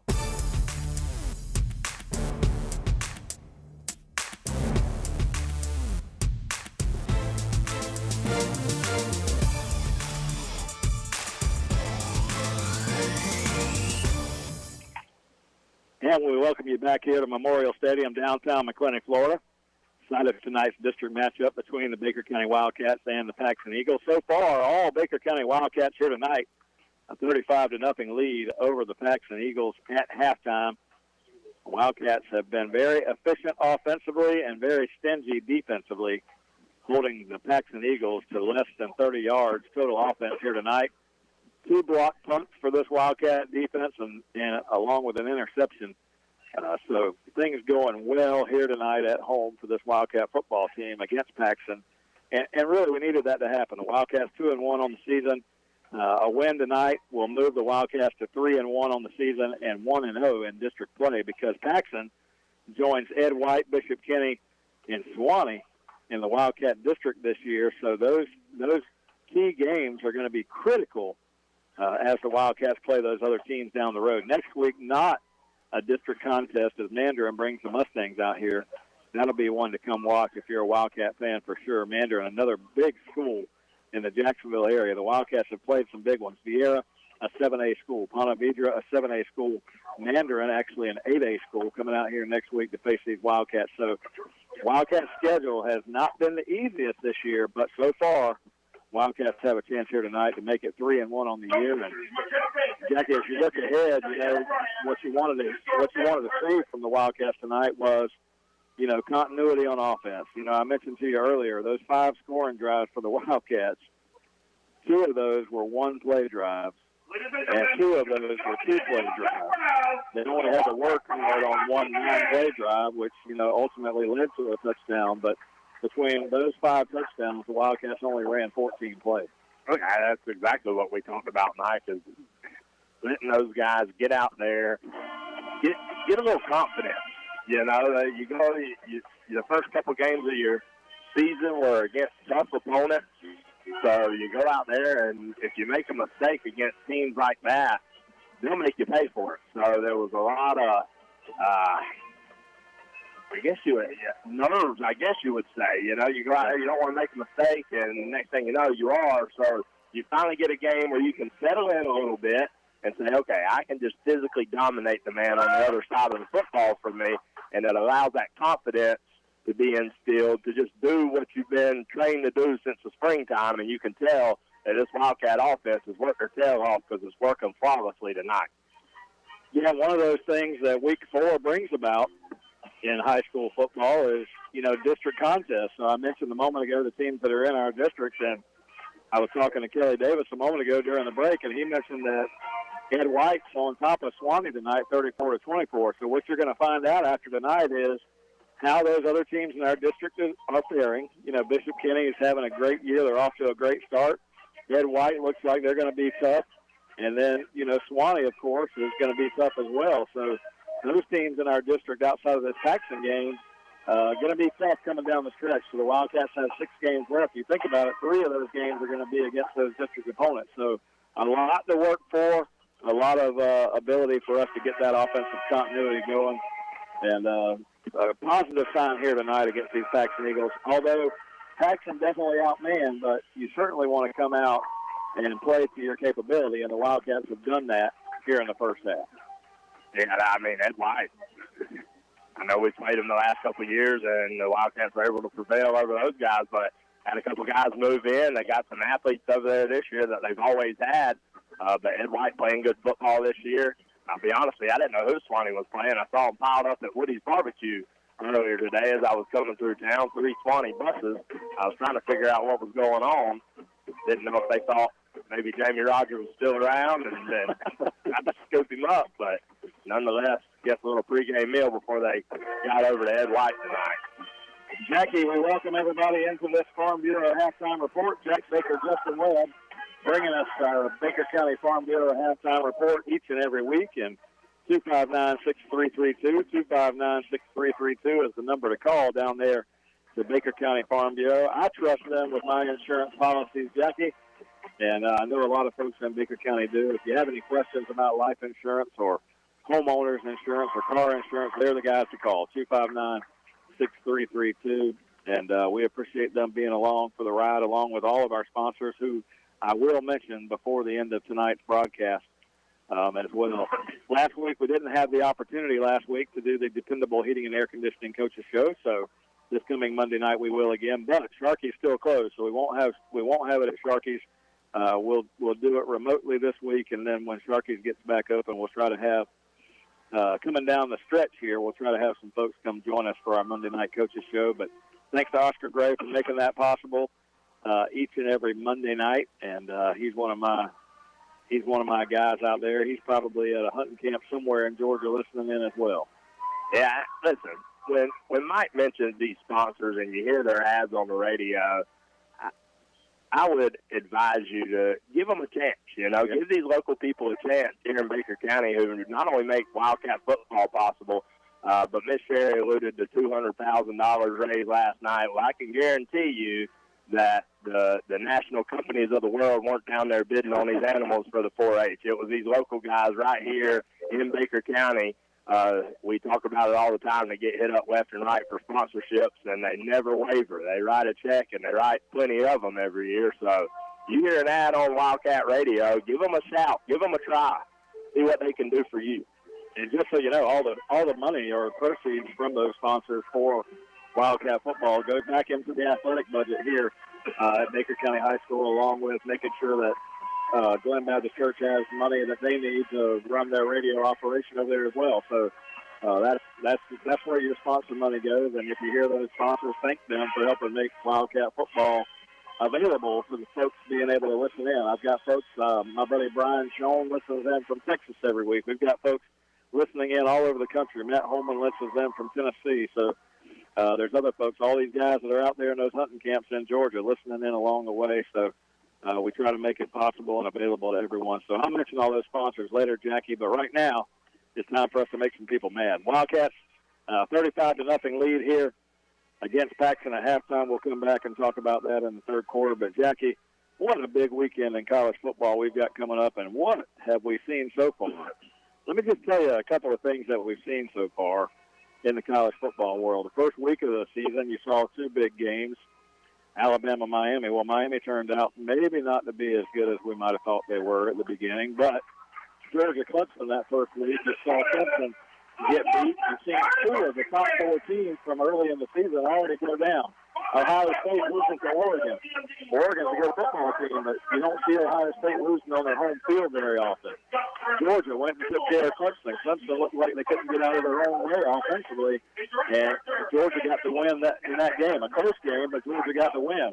So a couple of big teams within that top five already with losses on the year. Another chance tomorrow for one of those teams to get a loss too as Alabama travels to Florida and Gainesville. I'll tell you all day long, Jackie, that on paper, there's no doubt about it. Alabama's the better team. They've got the better recruits. Alabama's in position for another national championship, really. I mean, there's no other way around it. But on paper doesn't always matter. You know, they're going to travel down to the swamp. We'll talk about that game more in a minute. But, Jackie, some other things we've seen. I mentioned Miami. You know, they had 22 starters coming back, or 20 starters coming back from their team a year ago. We thought that they might be good. Well, they get blown out by Alabama week one. Then Appalachian State takes them all the way down to the wire. Appalachian State a chance to almost got that win. I was rooting so hard for Cooper Hodges and those guys to go get that win against Miami. And it came up just a little bit short, but Miami might not be as good as we thought. And then week one, you know, all the Florida State fans, Jackie, super excited because they gave Notre Dame a fit, and Notre Dame was ranked in the top 10. Well, come week two, you see Toledo almost knocked Notre Dame off, really took a last 30-second drive for Notre Dame to come back and win that game against Toledo, of all people. So maybe Notre Dame wasn't all that good. And that was probably solidified last week when somewhere out of the blue, Jacksonville State from Alabama gets the last-minute play against the Seminoles. What in the world is happening in Tallahassee? I talked about it after that Notre Dame game, Mike. I'll tell you what's happening in Tallahassee is they cannot figure out how to win football games. And they exerted all that energy into the Notre Dame game, and it was close, and maybe you should have won. That's neither here nor there. You're going to win some, you're going to lose some. And if you're going to rebuild that program, you got to get a winning mentality back. And the fact that you can't overcome Jacksonville State in Tallahassee is unbelievable to me, and I don't know what Mike Norvell's got going on over there, but I can tell you I'm not impressed. Well, it was really that last play was kind of a comedy of errors as you're watching the play unfold. There's no reason in the world for that pass, number one, to be completed, but then number two, for the receiver to have all that time to run. So I know the Florida State fans hate it, and we're not going to pick on them too much tonight. But we had to mention it since they're 0-2.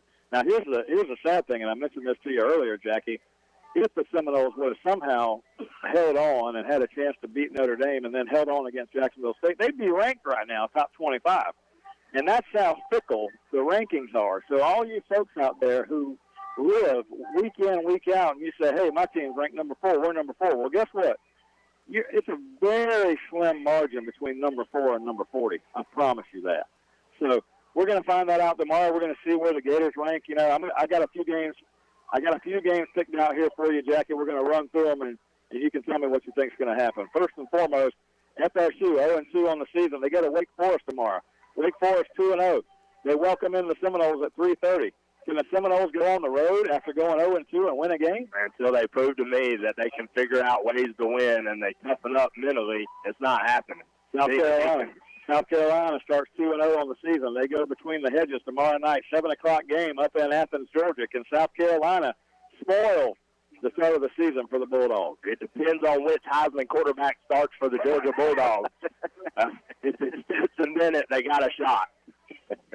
They got so many Heisman on that team.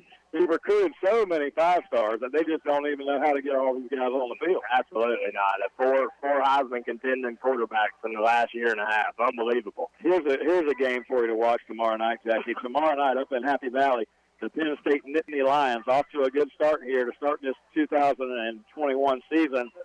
They beat Wisconsin week 1, Jackie. A lot of folks may not remember that, but that's a big win. Wisconsin's not a team that loses a lot of football games. They went to Wisconsin and took them down. Auburn, the Tigers, roll up to Happy Valley tomorrow night. Who wins it? Oh, my goodness. That's going to be a good one. I think if you're there, Penn State at home, man, that's an electric place to play. I think Penn State may give Auburn all they want tomorrow. Especially at night. They play good defense. It'll come down to if Penn State can score. And if they can score against Auburn, they're going to be tough at home. Jackie, the game that everybody is going to be talking about tomorrow, number 1 Alabama on the road at Florida in Gainesville, 3:30 kickoff tomorrow afternoon. The Gators have been ho-hum in their first 2 wins against Florida Atlantic and South Florida.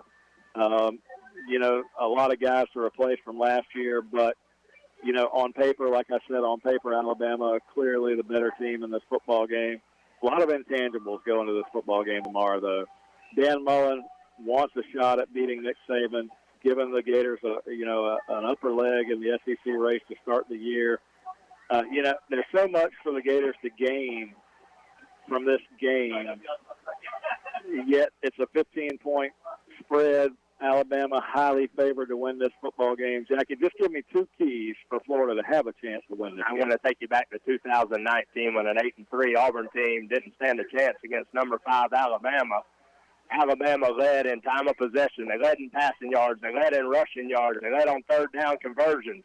And Auburn managed to win the game 48-45. 31-28, my Gators roll in the swamp tomorrow. 31-28. Well, I already told you, Alabama is clearly the favorite. They're clearly the better team on paper, but here's what I'm going to tell you. On paper doesn't mean anything. You got to go on the field. You got to win the game. Now, it's going to take big plays and turnovers for Florida to have a chance in that football game tomorrow. I really hope that it's a good football game. I hope it's one of those games where you come away from it going, my goodness, 2 really good football teams there. That's what my hope is. And somehow or another, Florida can find enough magic in the sunlight tomorrow to pull a victory. But let me just say this, Jackie, it's going to be tough. It's going to be tough. Alabama, as always, replacing guys. Mac Jones went to the NFL, started last week, in his first debut, and then they just bring another guy in, Jackie, the number 1 recruited quarterback in the country, Bryce Young. And so they just keep reloading. So it's going to be tough, but I say go Gators, and we'll see. Marty Sheffield from Palatka, Florida, also chimed in, said go Gators. So for all you Gators out there, it's a big one tomorrow, and I'm excited. Yeah, listen, if we're going to lace up our cleats, we might as well play football. You know, it may be the number one team in the land, but my goodness, at one time Paxon was a state champion too. That's right. Well, we didn't talk about the keys to that game or anything else, but we'll let folks at home figure it out. It'll be fun to watch. I just gave you the lineup, folks. You need to tune in. There's FSU, Wake Forest, 3:30 tomorrow. Alabama, Florida, 3:30 tomorrow. South Carolina, Georgia at 7 o'clock. Auburn, Penn State at 7:30. And, Jackie, one game I didn't even mention, but if you like to stay up late and watch college football, there's a game going on out there in Utah tomorrow that's going to be a big one. Arizona State, undefeated Arizona State, the Sun Devils, they take on the BYU Cougars, who upset Utah last week.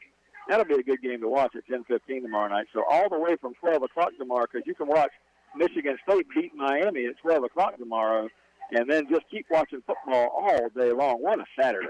No doubt about it, Mike. We'll be here at 11:30, hoping the 8U Junior Wildcats can get a win over Orange Park right here in Memorial Stadium. Thanks again to everybody for listening in to the Baker County Farm Bureau Halftime Report. And we welcome you back to the third quarter now, back to reality here. First down and 10 for Paxon. First down and 10 from the 20-yard line. They're just going to run the big fullback straight ahead. And, Jackie, we'll have to check the roster here and get some of these Wildcat names. And I'll just remind folks, with the 35-0 lead, we should have the running clock here throughout the second half. So if that holds true, this second half won't last long. Whew. Thank goodness. That's all I can say. Second down and 8. They get 2 yards on the first down play. Let's check some of these numbers in here for the Wildcats. Number 33 for the Wildcats back in there, Connor Bearden. He's a sophomore. He's playing safety back there for the Cats. 23, Blake Mays. Receivers checked in there. Number 4 on the front line, Javante Elliott. He's a senior. Big number. Check some of these guys on the front line. Second down play, the quarterback's going to run a little option pitch to the left side here, and Blake Mays is going to come up and make the tackle right there at the 28-yard line. Wildcats get some other guys in here. Let's check some of these names and numbers. Some of them we don't even actually have on the roster. We'll have to get an updated one. 55's in there. Jackie, you know who 55 is? That's Briar Knowles. Briar Knowles, a 10th grader. What you'll see here, Mike, is that we talked about it earlier in the season, the 6-quarter rule. So now these guys, the new 6-quarter rule that's been implemented, guys can play a full JV game and then play 2 additional quarters in a varsity game, or 2 quarters in a JV game and a whole varsity game, however the coach wants to add it up. So you'll see in the second half a lot of guys getting a lot of playing time. Starters on JV going to get to move up and play in varsity. 55, Briar Knowles, mentioned his name. That's the nephew of my buddy Scott Knowles over there running the chain gang. I talked to Scott before the game. He's excited to see his nephew out there. And we heard from CJ last week. Yeah, Briar out there getting to play as a sophomore. We got to check some of these other numbers, Jackie. Number 30, Seth Chestnut. Number 30, Seth Chestnut, just a freshman out there. That Chestnut name very synonymous with Baker County, and Seth Chestnut, just a freshman out there for these Wildcats. I already mentioned some of these other guys. We'll keep letting you know who some of these guys are. On fourth down, Paxon going to go for it here. 4th down and 1 from the 29-yard line. A 35-0 ball game. The Cats on top here in the third quarter. 4th down play, they're going to run it with the quarterback. Option right. Briar Knowles chasing the quarterback. Can't quite get there to him, and he's going to get a first down out across the 40 to around the 43-yard line. So Paxon for the first down as they get it out to the 43. Yeah, a little option football there, just assignment football, not something a lot of these young guys are used to seeing. Somebody's got to get the quarterback, and then the next man pick up the running back. But it's great. Sounds easy, right? Yeah, but it's fantastic that some of these young guys, I just mentioned a bunch of 9th and 10th graders out here getting a chance in this varsity game, and that's what that 6-quarter rule allows, Jackie. You know, it allows these guys to either get a little time on Thursday night or a lot of time on Thursday night and then get a little time on Friday or a lot of time on Friday. So definitely works out to let some of these young guys come up and play. First down play here, they're going to air one out down the right side. Wildcats have real good coverage out there from one of these guys. Looked like number 18 back there, Trey Duggar, the guy we mentioned as captain. Yep, captain in tonight's game, Trey Duggar. Got the start tonight in the absence of Carlos Jefferson. Trey done a good job and stays in tight coverage on that play. Second down and 10 now from the 43-yard line. Paxon with the football, clock running, 35-0 football game. Want to thank all the Wildcat fans for listening in tonight. Hope Jackie and I didn't offend you with any of our college football picks at halftime. We're just having fun. We care about all you fans. We just care about the Gator fans a little more. That's right. Second down and 10 from the 43-yard line. Bill, the quarterback. Paxson trying to get something going offensively here tonight. This Wildcat defense has really shut them down. They're going to run the football straight ahead from the 43 out to around the 47, a 4-yard gain on second down. It'll bring up third and about 6. And listen, I tell you, we can stay on college football for a few minutes here. If Anthony Richardson doesn't play in the game tomorrow in the Swamp, I don't think it's going to be very close. He brings an impact to the game that can make a huge difference. And, Dan Mullen says he's been practicing all week, but who knows? Emory Jones, I like what he does out there at times, but just not as polished a passer as I thought he would be. So I think it all depends on the play of Anthony Richardson tomorrow in that game. Well, and it's going to come down, it's really, going to come down to the fact that Dan Mullen's going to have to ultimately make a decision, and he faced this is unfortunate for Mullen. He got put in this position early on when he had Felipe Franks and the Kyle Trask situation, and that took a while to work itself out. And in this situation, you're probably not going to have the luxury of taking a lot of time to work it out, and hopefully Richardson's fine after last week. That's what the indication is, but you don't ever know. I mean, in these kind of games, they're going to put up smoke screens. You don't know what's going to happen.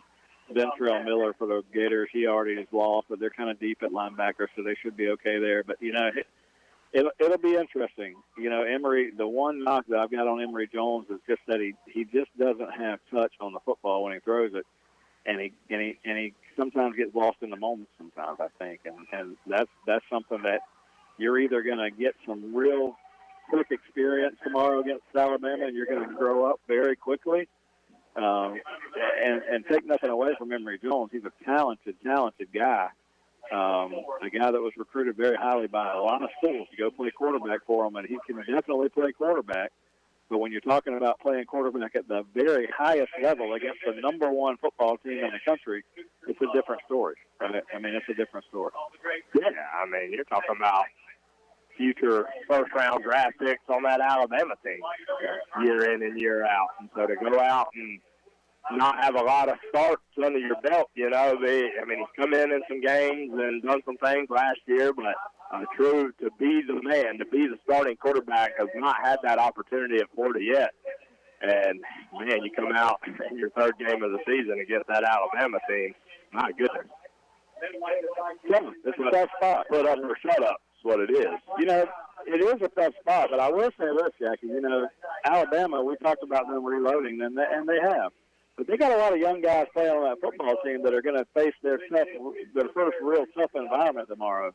I can promise you the Swamp is going to be no joke for those Alabama young guys who've never been there. Now, if they come in and quiet the crowd early with some early touchdowns and some great defensive play, that can take a crowd out of it.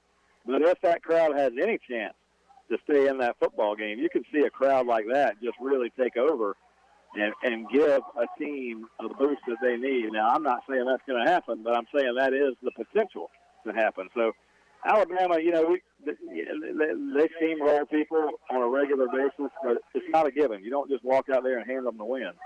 They got to go earn it. 4:40 to go here in the third quarter, and Paxson still has the football. The Wildcats leading 35-0. I mentioned getting some young guys in here on the defensive side of the ball. I called out some of those names. Some of the others here we'll try to get if we have their number on the roster. The coaches keep up with these rosters, and we don't always get the updated version. Big 74 Brent Jordan in there, senior, on the defensive side of the ball. They're going to swing one out here to the right side, and Paxton's going to pick up another first down. Going down to the Wildcat 35-yard line. It'll be 1st and 10 there. And, I mentioned that running clock taking so much time off this talk. I mean, we're already at 4 minutes to go. We're already at 4 minutes to go in the third quarter, and the Wildcats haven't even touched the ball yet. 35-0 Cats. on defense, 1st and 10 for Paxon.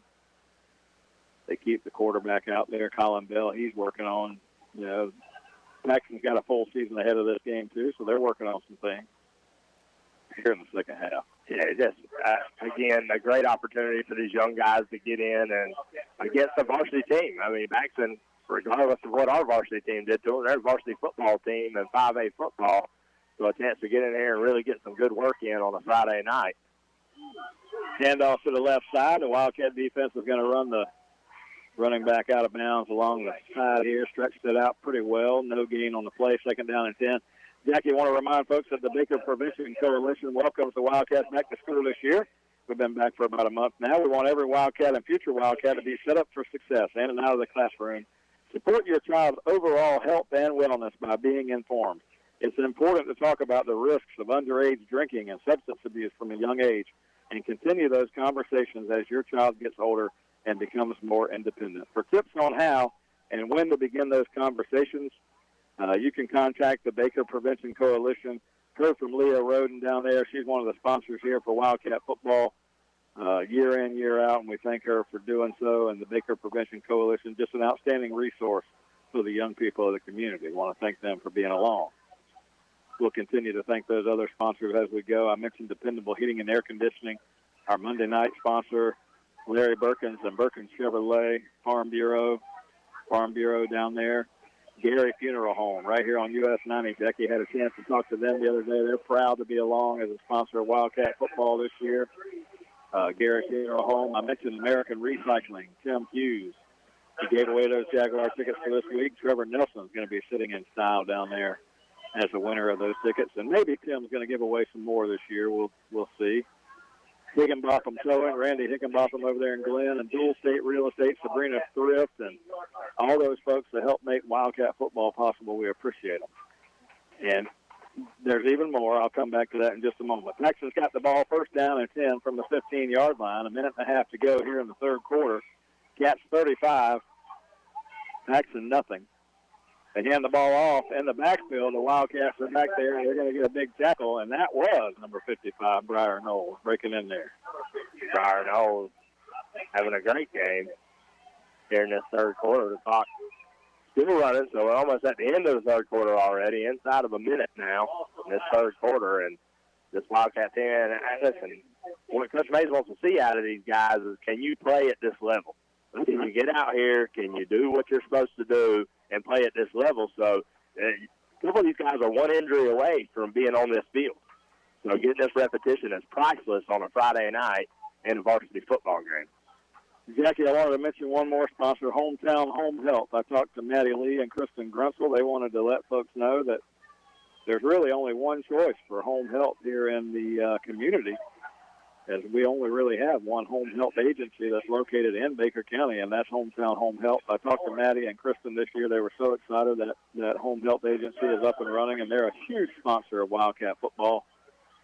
And they tried to contact you to record their commercial. They couldn't get a hold of you, so I ended up having to do it. I appreciate it. People get tired of hearing me on Friday nights. Back in the show, they text me all the time and tell me to shut up. So, well, I'm sure this time that's a halftime show, but it's probably mostly Bulldog fans and Seminole fans, right? Third quarter winding down to an end here, so when we come back at the end of the third quarter, Paxon's going to face a 3rd down and 15, trying to get it in the end zone here against this young Wildcat defense that's checked into the game here in the second half. But we're going to take a break, a 1-minute timeout at the end of the third quarter. Wildcats still on top, 35-0. We'll be back with more on WFBB. Stay home. 2 words that everyone's saying these days. At Hometown Home Health, you can receive nursing and therapy services in the comfort of your own home. These services are covered by Medicare as well as most major insurance companies. Hometown Home Health has a true commitment to their community and is the only home health agency located in our hometown. It's your choice, so choose Hometown Home Health. Maddie and Kristen say, go Wildcats. Have you ever thought about cleaning out your garage or wonder what you need to do with all those aluminum cans or scrap metal you've got laying around in the backyard? Well, look no further. You just need to load it up and head to American Recycling. Tim Hughes owns and operates American Recycling on Woodlawn Road in McClenny, Florida. They're open Monday through Friday, 9 a.m. to 5 p.m., and on the second and fourth Saturdays of every month from 9 a.m. to noon. Stop by and see Tim and maybe even cash in on that stuff you've got laying around. Tim and American Recycling say go Wildcat.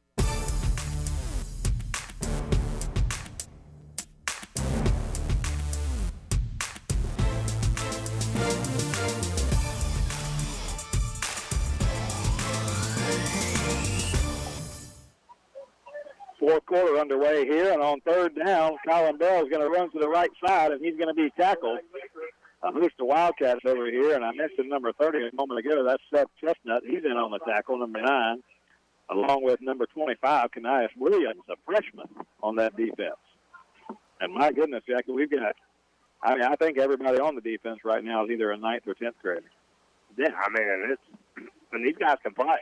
This is not the only varsity action. We've seen a couple of them in. They've come in other games and done a good job. So the future's bright here for Wildcat football that we just keep reloading year after year. We talk about what a special group this defense is this year, loaded with seniors and guys coming right behind them ready to fill those chutes. Fourth down now. Paxon's going to go for it. This is their best opportunity to score a touchdown tonight, but to do it, they're going to have to pick up a first down here. 4th down and 10 from the Wildcat 15. Bell in the shotgun. One receiver to the left.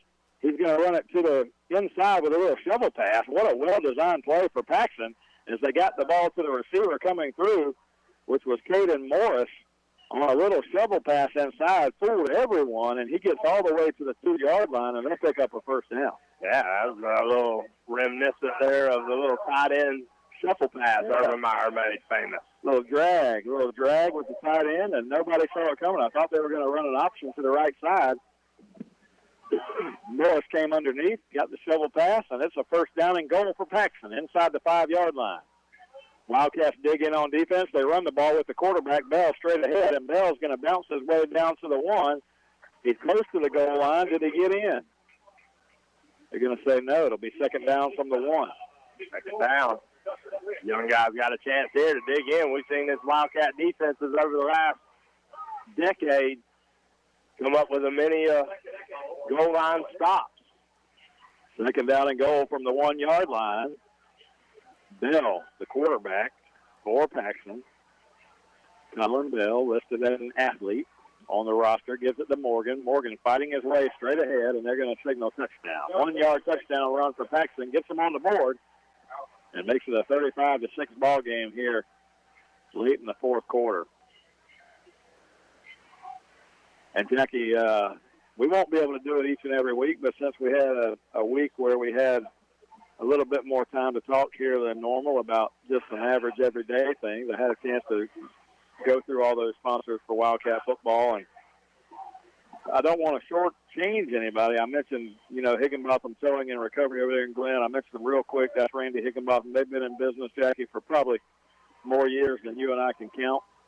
But they're huge supporters of Wildcat football. And then I also mentioned Dual State Real Estate. Sabrina Thrift, she's done so much work with this Wildcat Football Booster Club and helping get, some much-needed funds, support behind the scenes. And so I want to thank Dual State Real Estate there and all the big supporters of Wildcat football. My goodness, it takes an army, right? It takes an army to make some of these things happen. And Freddie Bennett, all those boosters down there. I saw Freddie Bennett and Shannon Mobley and yourself, Jackie, working hard tonight down there at the booster tent, making sure that all those boosters got some good food before the game. What did y'all cook tonight?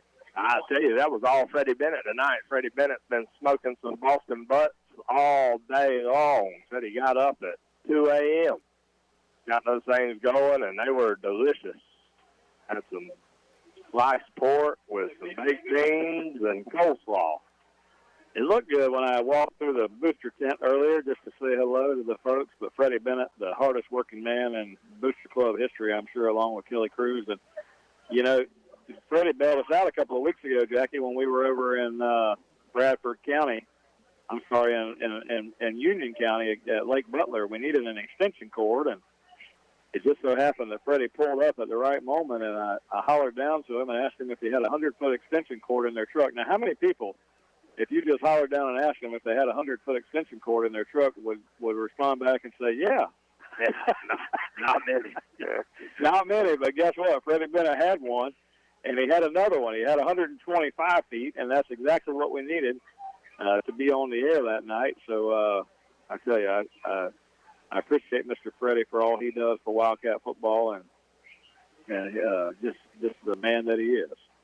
9:20 to go in the fourth quarter. 35-7 now. The Wildcats leading over Paxon here as we'll wind this thing down toward the end. Jackie, big week next week. Wildcats will host Mandarin. The Mustangs here at home. Mandarin, a big school, Jackie. They're 8A. They're a good football team. They're going to come over here, and it'll be a good test for this team following, the 3-1 start that we'll be off to. Yeah, and I mean, the alma mater of another Heisman quarterback of the Georgia Bulldogs, Carson Beck, just recently graduated from there, so they got to be reeling after losing such a powerhouse at the quarterback position. So many Heisman guys.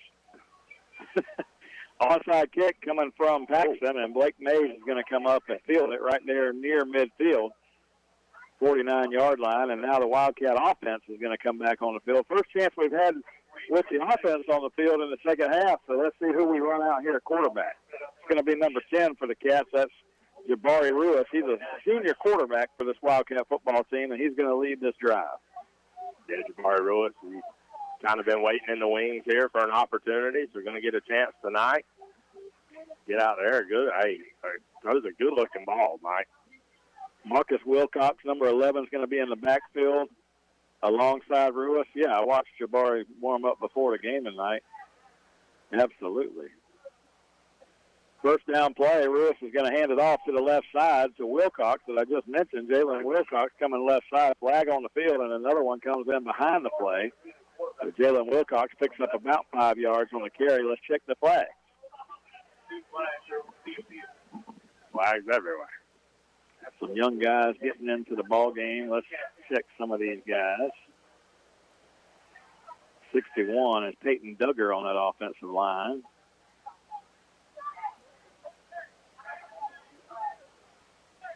I see Bobby Ray Crawford's son out there, number 60.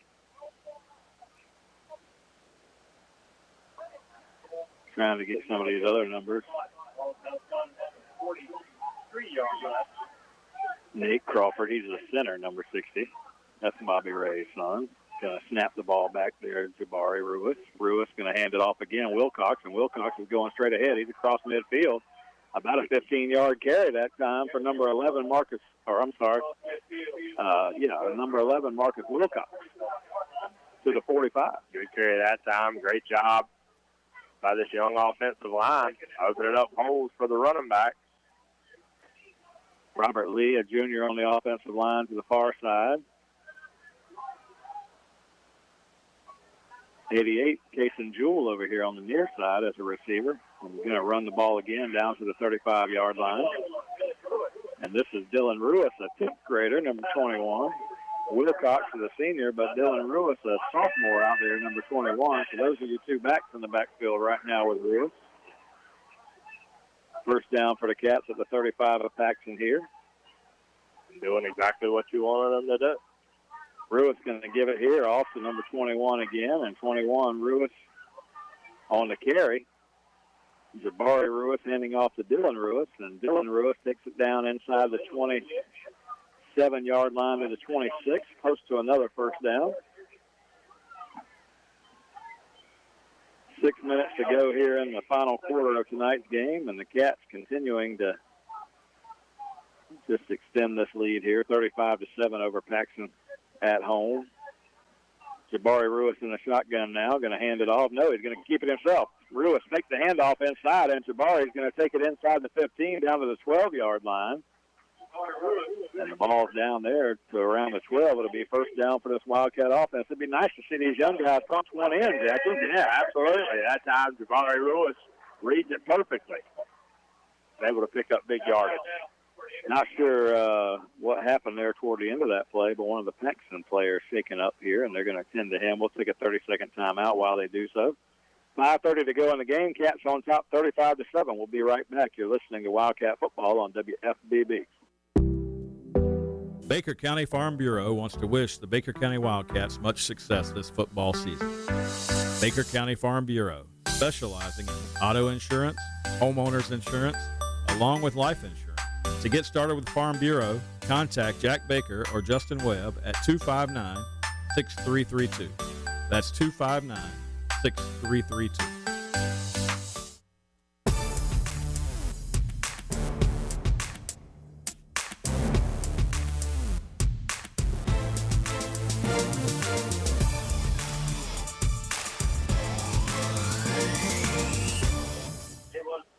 Well, Jackie, we wind it down here. You know, we mentioned that Baker County Fair going on tonight. You know, they're open till midnight. Jackie, you want to head out there after the game, maybe ride the Scrambler a couple of times with me? Maybe to get a funnel cake. You don't want to ride the Scrambler? What about the Gravitron? Do they still have that one? You know, a lot of folks don't even know this, and I'll tell you, when you ride down US 90, right there by what's called the Agricultural Building, right there on US 90, right next to the Catholic Church right there on US 90, if you know where I'm talking about, right behind that Ag Center, the old Ag Building right there, right behind there in that fenced-in area is where the Baker County Fair used to be.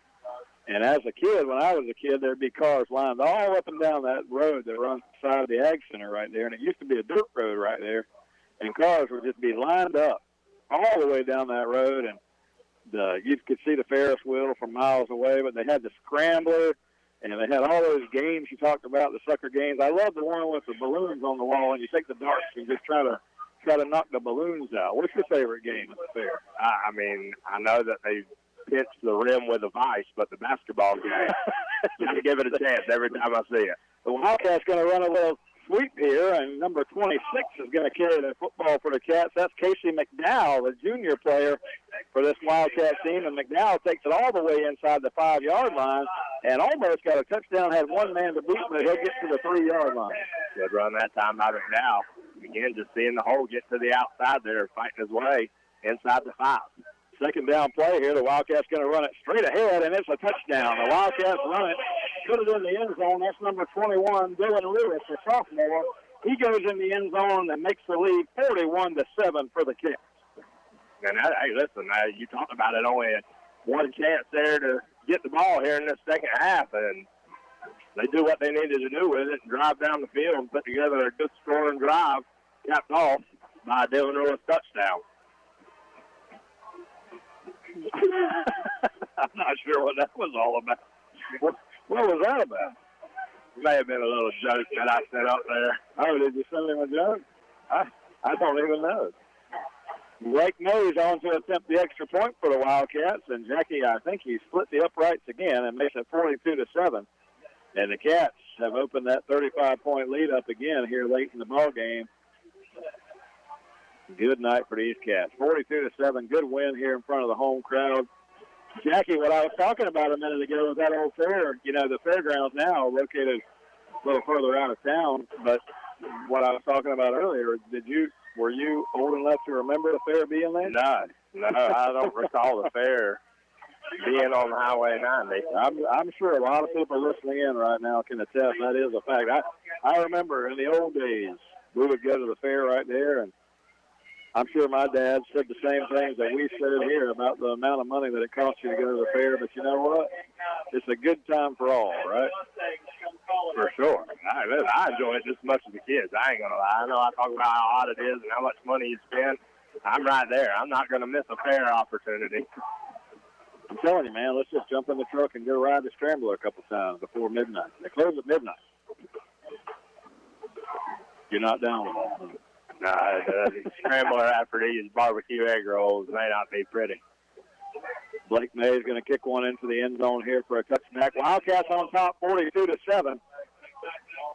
You know, to close out our talk on the college football world that we were talking about earlier, dear old friend of mine, a guy that's from Dothan, Alabama, if you can believe it. The guy's name is Cliff Blackshear. A lot of folks might know Cliff, but Cliff from Dothan, Alabama. He used to play on my church softball team, Jackie, when I was in my younger days, and I'm talking in my 19, 20-year-old days. And I would go by Cliff's house, and we'd watch Atlanta Braves baseball games during the week. But on Saturdays, Cliff would have 2 or 3 TVs in the living room because that's the way he did it. And he's a staunch Alabama fan. He told me that Steve Spurrier's not walking through the door tomorrow, and that Alabama's going to roll tide. That's what Cliff. Oh boy, that's what Cliff said. Cliff, if you're listening, you still my brother. First down and 10. Paxon with the football, 42-7.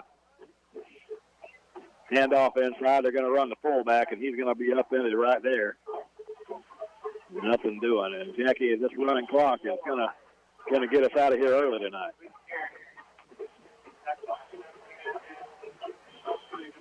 Second down play coming up.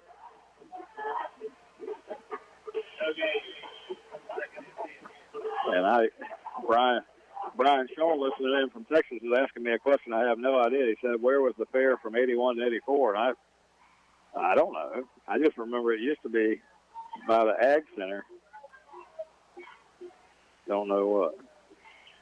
Anyway, first down play, Brian, if you want to fill me in on that. I don't know the answer to that. Fumble on the ground here. As Bell lays it on the ground, they tried to hand it off underneath, and it looks like the Wildcats going to take it on the turnover here. Now they're going to say he was down. Looked like Javante Elliott might come up with the football, but he didn't. Third down now, under a minute to go, Jackie. Next week, the Wildcats will be here at home, 7 o'clock kickoff against the Mandarin Mustangs. Join us here at 10 till 7 for all the pregame activities and the football on WFBB. And Monday night, Jackie, we will have a show. It just won't be remote from Sharky's this week, but we will have a coach's show this coming Monday night with Coach Kevin Mays. Letting folks know 7 o'clock, dependable heating and air conditioning with my friend Oscar Gray. Last play of the ball game, more than likely, and before that last play of the ball game can happen, Paxon calls a timeout. My goodness gracious. Go on. Go on, man. We've seen your shirt. We see you out there, Coach.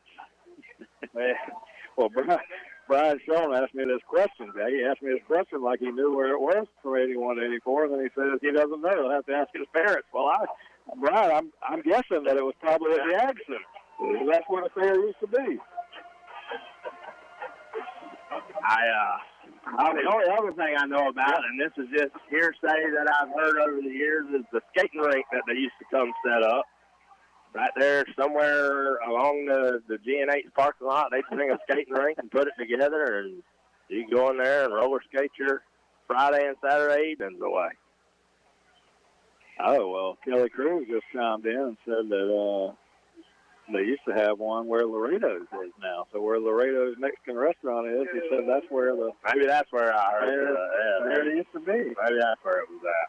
I don't even remember that. Kelly said I was old. Well, he must be really old. 16 seconds left in the ball game, 42-7. Bill's going to fire one out here, and a catch is going to be made, and a run. He's out to the 25 and out to the 30 before a tackle is made out there, and that was Brian Knowles cleaning it up here before the end of the ball game, number 55. And that'll do it. Jackie, the Wildcats get the big win, 42-7. Let's send it back to John Meadows at the station for a 30-second timeout. We'll come back and wrap it up. The Wildcats win. You're listening to Wildcat Football on WFBB. Hi, this is Larry Birkins of Birkins Chevrolet in McClenny. It is truly an honor to help make these Wildcat radio broadcasts possible. Birkins Chevrolet with sales and service 6 days a week. Cars, trucks, SUVs, certified used cars. We help customers establish or reestablish credit. Thank you, Wildcat fans. From Larry Birkins at Birkins Chevrolet, US 90 in the heart of McClenny. Online at BirkinsChevy.com.